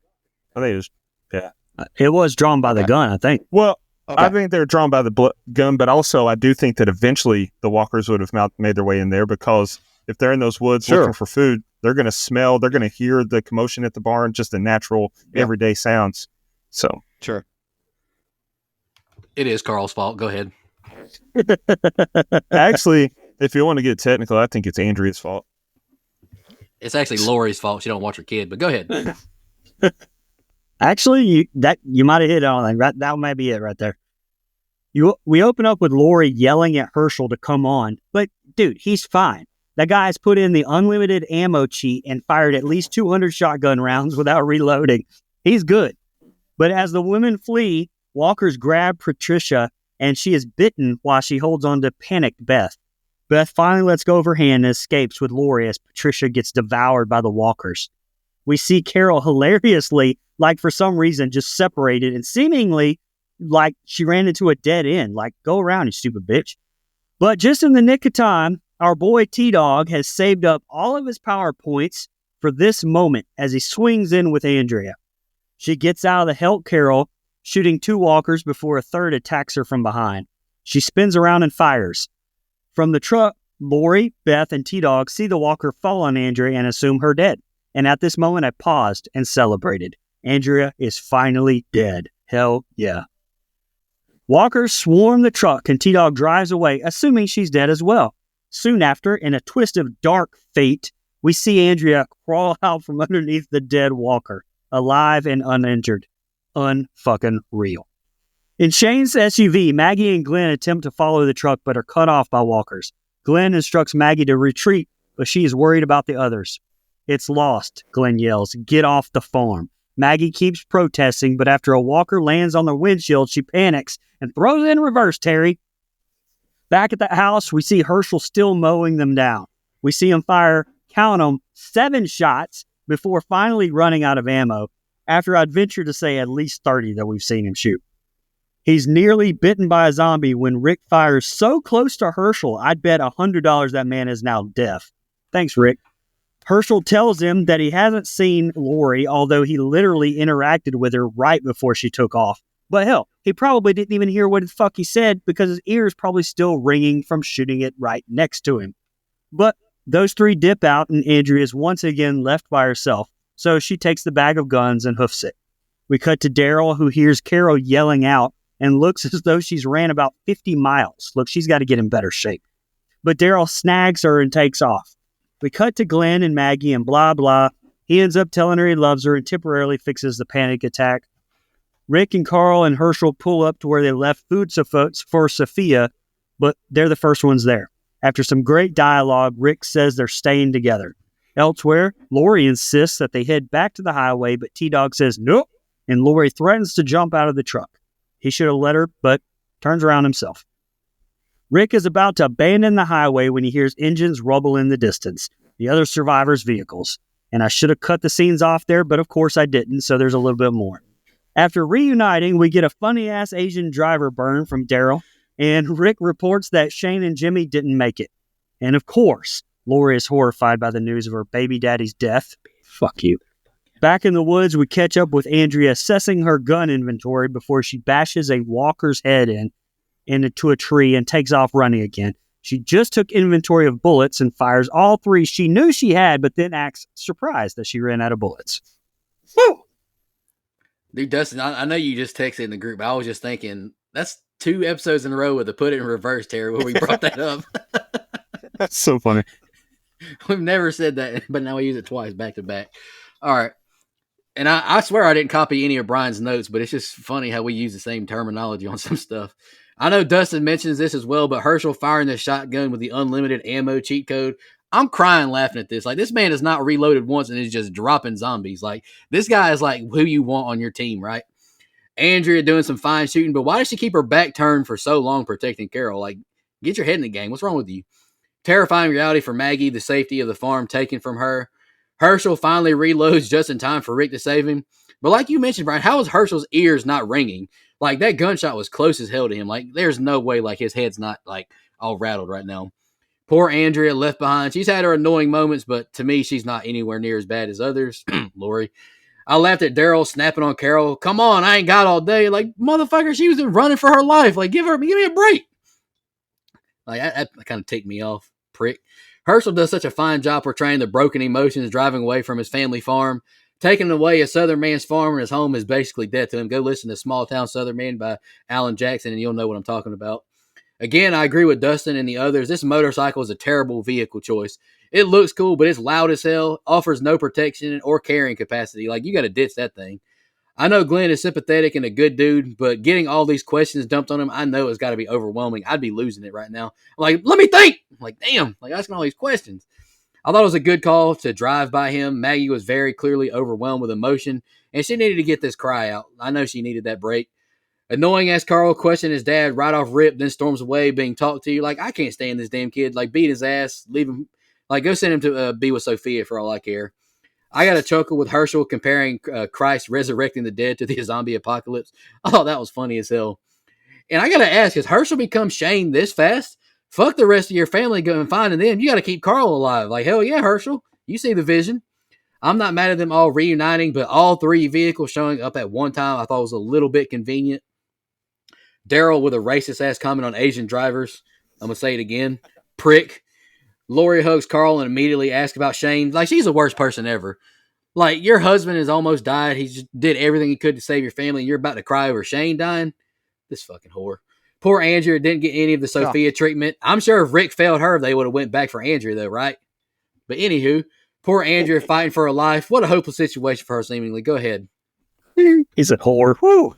I can't fucking follow that. Good God almighty. Nico eviscerated everybody. I don't think he likes anybody but Glenn, which I'm an equal. I'm an equal opportunity hater. Unless it's Glenn or Herschel. Got it. Small town Southern man and an Asian. I called out Herschel. I called out Herschel. He kept walkers in the barn. Hey, you notice he didn't say he called out Glenn. That was. You notice he didn't say he called out Glenn. I'm waiting. No, I'm sure I got some qualms with Glenn too. Just let me think.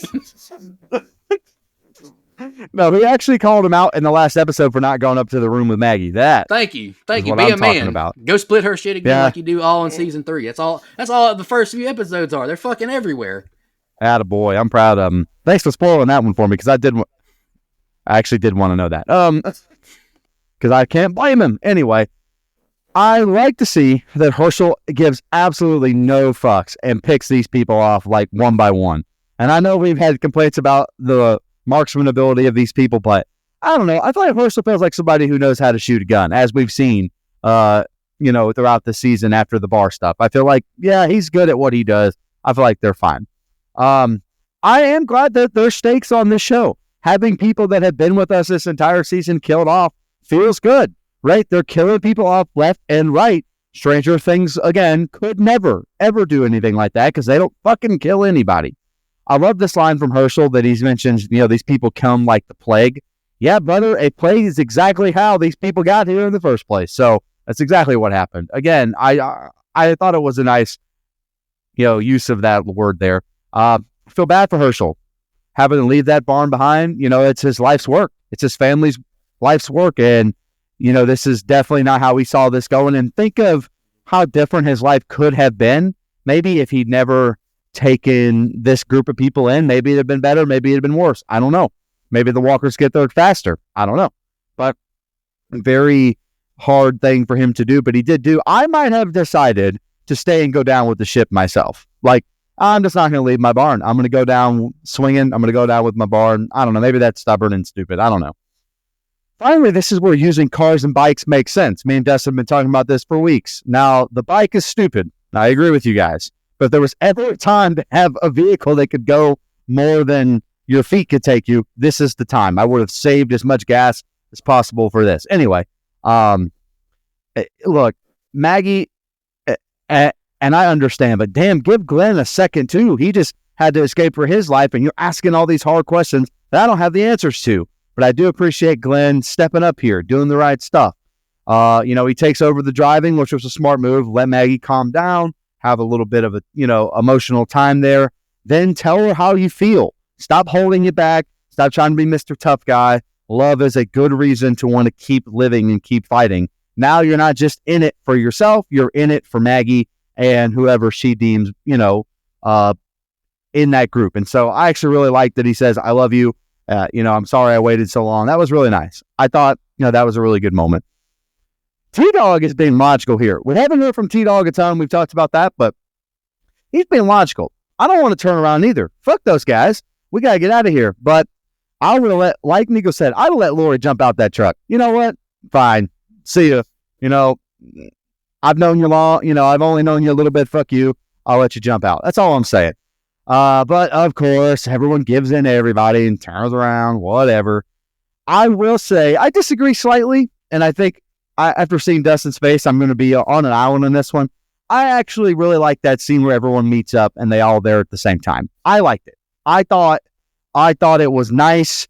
Of course, it's convenient, but you don't really want to spend too much time in a 45-minute episode showing each car arriving. Like that also feels like a waste of time. So just having it happen and be convenient, convenient things do happen in real life, by the way. That is something that does happen. So them all pulling up at the same time, I can understand it. And I thought it was a nice moment when they all meet up again.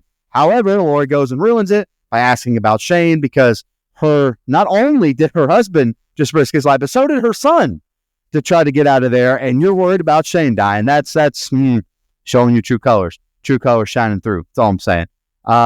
Again, I will say, not that I don't care about the characters that we've now left behind, but this still feels like our core group that we have left, except for T-Dog. All right, man. But it still feels like we have our core group. So they've killed off people and that has some stakes, but they haven't killed off any of like the core group except for Shane, right? And, Dale was killed 2 episodes ago, so we're without him now. But I feel like we're kind of, narrowing our group down to who it needs to be. But then I remembered Andrea's still out there fucking around in the woods somewhere. So go ahead, Dustin. Yeah, we've all said it, so I'll just say it too. Herschel must have fired off 100 rounds without reloading once. That's a heck of a shotgun he's got there. But then we get another tragedy. Poor Patricia. Andrea taking out the walkers who were after Carol by shooting towards Carol. That was nerve-wracking. Like 3 episodes, she couldn't shoot at all. And now we're trusting her to shoot in the direction of Carol and hit everyone but Carol. Whoa. Rick saving Herschel, that was wild. Like he made it as dramatic as possible. Herschel almost got taken out, and he shot the gun like 6 inches from Herschel's head. That was crazy. I laughed at Andrea getting left. Sorry, it wasn't meant to be funny. I just thought it was. I really wish it was all she wrote for her. Sadly, it wasn't. I love that Daryl was the one that saved Carol. Their relationship has been through so much, and that was a great touch. As Rick drives off, think about how gut-wrenching that had to be. Like, his wife is pregnant, and he has no idea where she is, where she's going, how to reconnect, and that's all even if she's alive still. As far as situations go, Glenn could have ended up in a worse one. Think about it. If the group is cooked and they never find the others, at least he's with Maggie. Sign me up for that. And he pulled out the big guns with the 3 magic words. Atta boy. Always good to save those until you absolutely need them. It's a get out of jail free card. Atta boy. Carl, little punk, running off from Rick in the same place where Sophia was lost forever. Real smart. I can't believe Rick and Herschel let him wander. Like, even though he was still within eyesight, like he was just right behind him, still not smart. T-Dog sucks, too. I've been over him for a while. And how dare he even consider not going back to the rest of the group or trying to find them. Pretty remarkable that everyone found each other this quickly. I mean, it's possible they all had the same thought to go back where Sophia was lost, but that's crazy.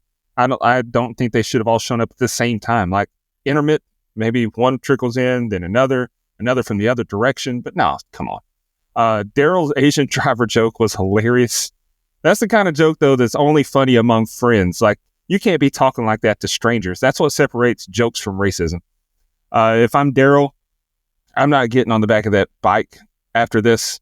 Much love and appreciation for saving me, but I would rather ride in an actual car seat. I don't know. That was crazy choice on her part. Big groan of disappointment when we see Andrea still alive here.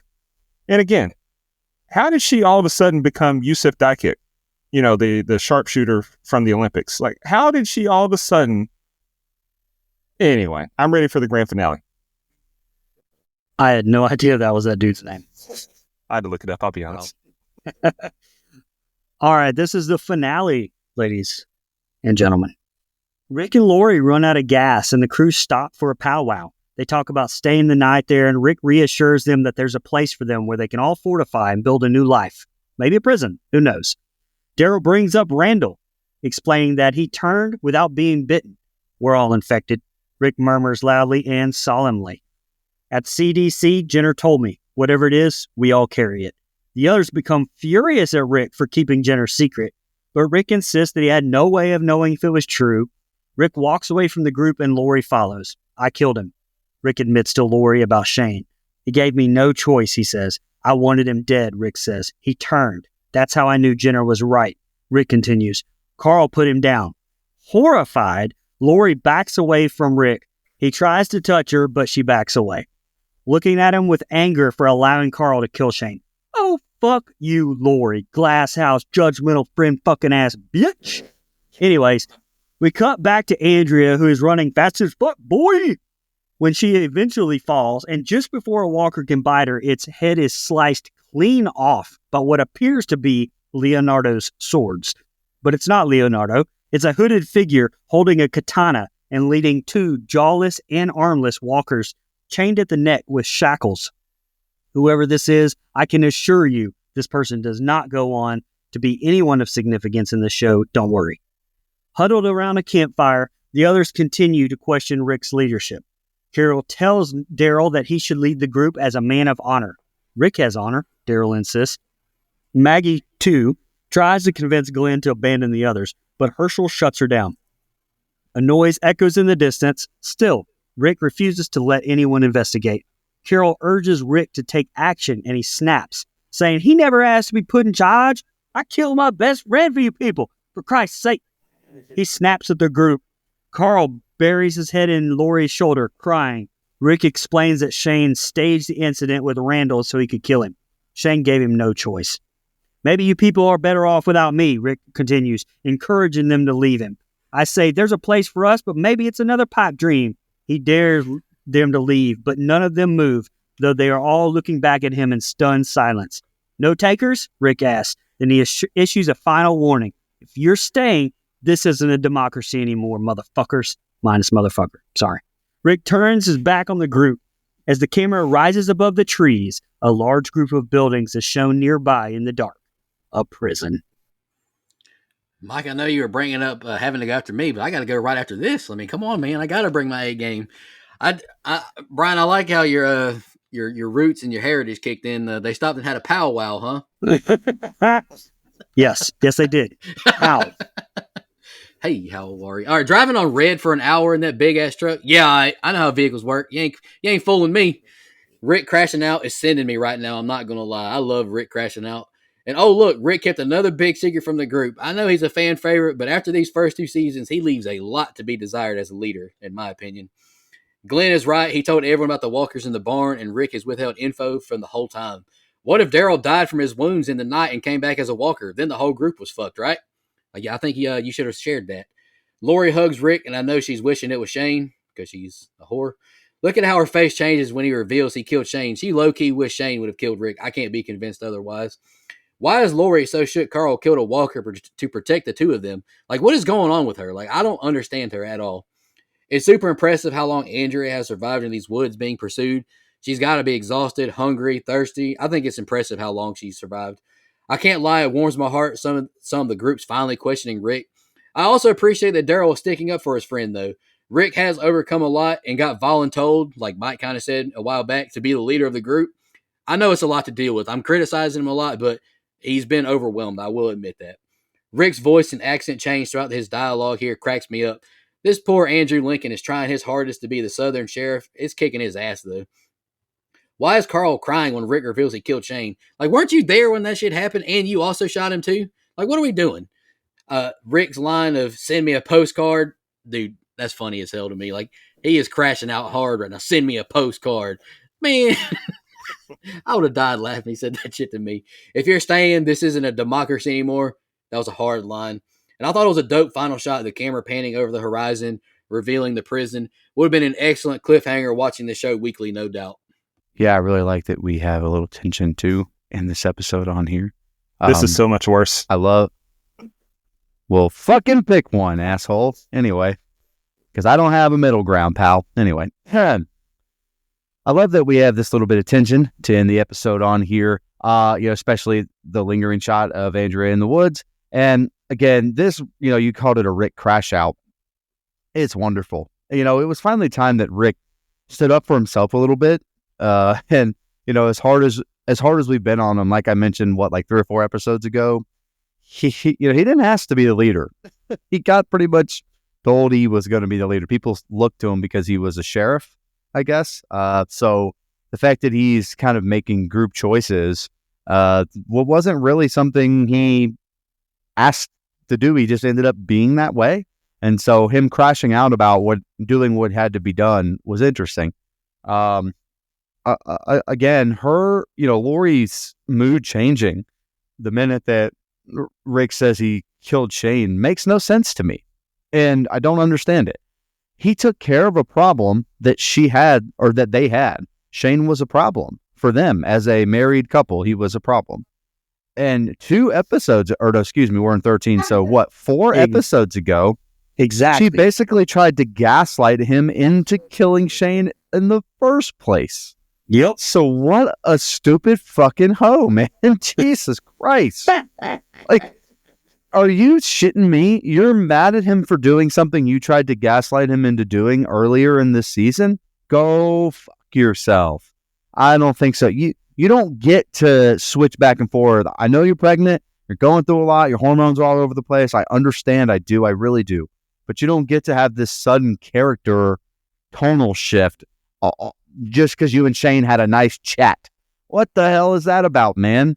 Like, Shane was clearly unhinged. We had to take care of that issue. Or either he was going to kill Rick or Rick was going to kill Shane. It was going to happen one way or the other. So you're going to lose one of them. There's no way in a perfect world you could have had your cake and ate it too. So suck it up, Buttercup. Anyway, but I like this run off at the mouth from Rick, because not only does he say, hey, I killed my best friend for you people, which is true, because Shane was going to end up infecting the whole group with his thoughts. And I like that now what I don't like from Rick, this is the second time now, he's been keeping this secret about the CDC, or about what he was told the whole time. It was something he definitely could have already mentioned. and the group would have been on a little bit more of a higher alert, would have been maybe a little bit more protective instead of some of the decisions that were made along the way. So he actually caused a lot more harm than he contained by keeping this a secret, which, by the way, what's the point of keeping this a secret? Like, that's something internally as a character I don't understand. Like, maybe you could say he forgot, ? Until the Shane thing happened, but I don't think so, because Dustin mentioned maybe he wanted to hang him or hang Randall to study him, to see if what he was told was true, which I think, so that's been lingering in Rick's mind the whole time, and he just decides to tell them after, their little perfect world that they had out there comes to an end. Sorry, go ahead. No, I was just going to say that him and Shane already kind of found people who were walkers and dead, but didn't get bit whenever they went 18 miles out. So, I mean... Yeah, that's right. You're right. 100%. Sorry, no, you're 1,000% right. That's totally right. Rick sucks. Rick sucks. I'm talking out of both sides of my mouth about Rick, because there are times where I'm like, well, he's doing what he has to do. He didn't ask for this. And so everyone's looking to Rick, unfairly so, by the way. But when you are a leader in that position, if you don't want to be, you could have just said so. Like, yeah, nope, this was going to be up to you guys. Instead, he decided to take on that role. So if you're going to take it on, you got to take it on. That's my opinion. I just don't understand why everyone's kind of, they're not just mad at him for the CDC stuff. They end up kind of all being mad at him for killing Shane. That also makes no sense to me. Half of the people in this group wanted Shane dead too. Like, what is wrong with you people, man? Like, I don't understand. Like, Lori in particular, like, I'm sorry, or not Lori, excuse me. Carol, what are you mad at, Carol? Like, I know everyone's kind of been treating you mean for the last 5 episodes, and I understand that, but Rick never has. His little shithead son did, but Rick never has. He's never done anything new. He was the reason that people almost died for looking after your daughter, for trying to be on the search for your daughter. So I don't know what you're mad at Rick for, but they're all turning on him. And my man, and everyone will get this reference because it's in pop culture. My man pulled a John Cena. Somebody looked at Rick, hit the throat slash on the neck, and Rick said, fuck everybody. If you want to be on this ship, it's not a fucking democracy anymore. And I liked it. Tonally, is it off from his character? Maybe, but this is a new Rick. There's no doubt about it. We have a new version of this Rick character, and I'm excited to see it. And I hope he kind of starts standing up to himself against Lori, because, man, this episode did not put Lori in a good light. Well, I guess none of the episodes do. Sorry, go ahead, Dustin. Herschel telling Maggie to watch her mouth, that was funny. Brother, it's the end of the world. There's worse things than your adult daughter saying the A word. That just made me laugh. Great plot development with Daryl and the group discussing how they can turn without being bit. I know one thing, though. I'd be pissed at Rick for holding all that information. He knew the whole time. Unreal. Created some major tension in the group, too, which led to some great stuff. First time the whole group is questioning Rick's judgment. I love that he told Lori what happened with Shane here, too. The look on her face. It was like she didn't believe him, or she was upset about what he did. And the look of surprise on her face when she heard that Carl put Shane down. That was great. I know one thing, though. My marriage would be over when she reacted like that. I wouldn't even try. I would just be a father to Carl and to unborn Judith. Spoiler, that's her name. But Lori is just an acquaintance from now on. We are not husband and wife. Back to Andrea. And just when it looks like I'll finally be happy, she's saved by one of the best characters in the show. She's mysterious here, but Michonne ends up being awesome. Even though the actress who played her wasn't the Michonne we come to know, she hadn't been cast yet. So I like that they covered her face completely. We didn't see who she was. Carol dragging Rick right in front of Lori and Carl. That was bold. I mean, I laughed when the camera panned out and we saw that they were just right there. Like, they were right there. And Carol's just like, this guy sucks. I like the developments here of everyone doubting Rick and him having to man up and assert himself. Would have been nice to have someone back him up with the whole Shane situation here, though. I mean, everyone looks at Paul and just acts like Shane was their favorite person. Regardless of the situation or the circumstances that led to it, Shane had to go. Everyone could see it. Rick has snapped here, too. This isn't a democracy anymore. He's hardened. Great character arc. And as the episode ends, we get a look at our next destination. I mean, it's not Herschel's wigwam from the farm, but it'll do. I love it. I had to throw a wigwam out there since you I'll be beating on my tom-tom, pulling out the pipe and smoke you something. Oh, sorry. But, Come on, everybody. Yeah. Is that Timothy McGraw? Yeah. Okay. This is another fantastic When you think episode. Tim McGraw, I hope you think my favorite song. That's right. Don't take the girl. It's another fantastic episode. I gave it a 10 out of 10.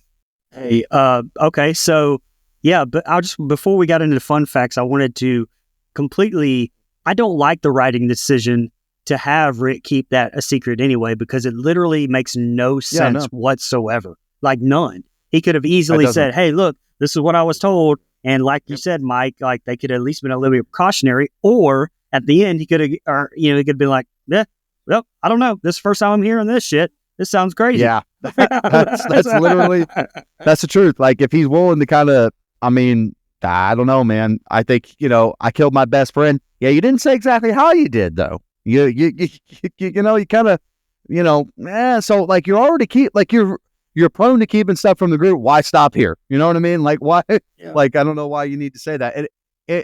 And also I like how this whole group and this group of people were fine with killing Randall because, he was unnecessary to them, but they're mad at Rick for killing Shane? Come on, man. Fuck that.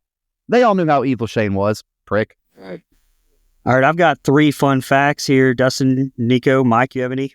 I got a couple. You go ahead. I got that budget, baby. Okay. All right. So according to the in-universe Walker rules, all the walkers should have been drawn to the light and sound of the burning barn. The firing of the guns and use of the vehicles would be the only other thing to distract them from the fire. It's also never explained how the walkers are able to open the RV's door to get inside. Fair. And with a total of 8.99 million viewers, this was the most watched episode of season 2. In fact, it was the most watched episode of any AMC show up to this point. All right. Because it was 27 degrees on the night of shooting the attack at the farm, the breath of the actors playing the zombies was visible. Since dead people don't breathe, editors had to remove each zombie's breath digitally. Talk about running up the expenses. Holy crap. And then last one I've got, it's the end of the season. Let's do it. Norman Reedus was an American gangster with the underrated John Hawkes, one of the best supporting actors in the world, in my opinion, who was also in Road Racers, with David Arquette. Man, that's more editing. That's more editing than we've ever made Brian do. I know that. So I don't think so. I think so. The budget, the budget was actually 2.7, and we kind of talked about it throughout the whole season, where this had not a significantly less budget than the first season, but it was definitely noticeable as far as to the people making the show. Maybe not us watching. It was 2.75 million per episode, as opposed to 3.4 million in the first season, which, if my math is correct, is $35.75 million to make the entire season. And they did way more. They did way more episodes too, so that's crazy. Yeah. Dustin, you want to go ahead and hit us with your what are you going to rate this season, man? Yeah, man. It's kind of crazy doing the episodes individual scores like I do, and then averaging them out, because when I think about season 2 in a whole, and then I see what the average came out to, I was like, I thought I liked it more than that. But there was that one episode or 2 episodes where I gave like a 7.5, brought it down. I think this is a great season though. It develops a lot. We lose some main characters. We introduce some new characters that become pivotal to the rest of the show. And I love it. I mean, I've said before, I think the first 4, maybe 5 seasons of this show, it's just phenomenal television that you don't get tired of. Later in the show, you kind of like, okay, there's a formula here. It's like the group, there's a threat, they get past it. Next season, there's a new threat, So up until, or through this point, the group's still finding their footing. There is no, okay, we just have to worry about these. They're worried about everything. And I think it's really good television. There's a lot of drama, some good acting, especially for a lot of times in television shows, no disrespect to those actors, maybe it's the writing and directing, but a lot of times television shows aren't as good as movies. And this one, I feel confident in saying that it is. Like a lot of it is. Imagine, we heard what the budget was. We see the effects on screen. Imagine what they could do with an actual Hollywood budget for a movie. Like, it would just be incredible to me. So after averaging up all my scores, the season 2 of Walking Dead came out to an average of 8.88. Angel numbers. Nico, what you think? Yeah, really entertaining season. Every time, I would go to do the notes, I don't stop. I just keep watching. Like, it's really easy to digest. I do have some writing issues and things that just bother me. I give it a 9.25, and I was probably closer to a 10 until we started like really dissecting it. But yeah. I just have some big issues with convenience and all that stuff. But 9.25 is still good. Yeah, I really love this season. Almost, again, I watched it as it aired, but I wasn't really paying super close attention. So this rewatch of at least the first 3 by the time we get to the 3rd season really excites me because, 1, I have no idea where it goes after that. And nice. 2, it was nice to kind of refamiliarize myself with these characters in this universe. I will say I pretty much blanked on everything, so this is like watching it for the first time again, to be honest. And with that being said, this was great. Like, once we got to like episode 3, I just wanted to binge, man. I just wanted to keep watching. Very, very enjoyable stuff. Again, the character work for a show about zombies essentially is fantastic. So as many qualms as we occasionally have with the writing, they're doing something right? I mean, it's not perfect, but there's enough here for me. Not every episode is great. Not every episode is perfect, but as a season, this is some really gripping television. And I actually like it more than the first season of this show. I gave it a 9.5. Okay. Yeah. No secret. I love this season. There's like this weird limbo stage in this where it's like it's still the innocence of the early Walking Dead seasons, but where it hasn't gotten too deep into it. I don't know. I agree with you, Nico. I actually had it as a 10 in my head going into this, but with us breaking everything down and with me, I did complain about some writing. I actually just knocked it down to a 9.75 because it still is my favorite season, and I wanted to make sure it was ahead of what I rated the first Walking Dead. Same. That's how I was too, Brian. So that gives us a composite score of 9.345.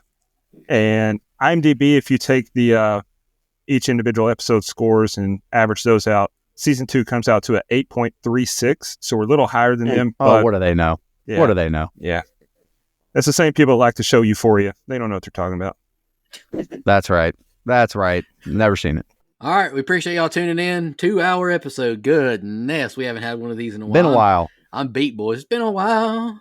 All right, anywho. Discussion we'll be back. episode, baby. The next series that we're doing is Brother Brian's Pick. You want to announce that real quick, then we'll get out of here? Yeah, just real quick. Going back to the Flanagan universe, I picked 2021's Midnight Mass. I do actually like it a little bit better from what I can recall than Haunted Hill House or whatever. But so we'll see. Same. Yep, I'm excited. I haven't seen it yet, so I'm excited to watch it. We appreciate y'all tuning in. We'll be back next week. Matt Saracen's in that show. Let's go. Thank you so much, everybody. I'll see you next week. And in the meantime, take care of yourself. Just want to remind everybody.